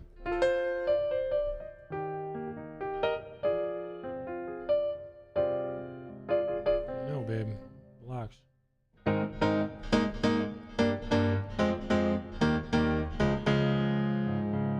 Can't leave without playing a goodbye song. Oh, I hope that was fun for anyone listening, 'cause my brain is fried from that DMT trip. Can you? I drive the bike fast. I'll be fine.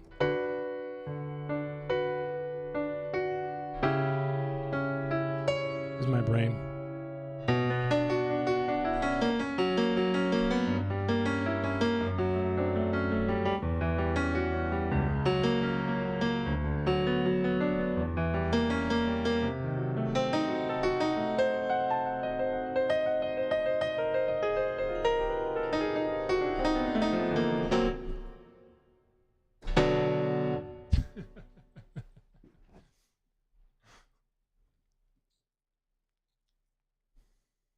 Anyways, that was kind of entertaining. I hope all of you have a wonderful night, though. I have to go to work, and you know the drill.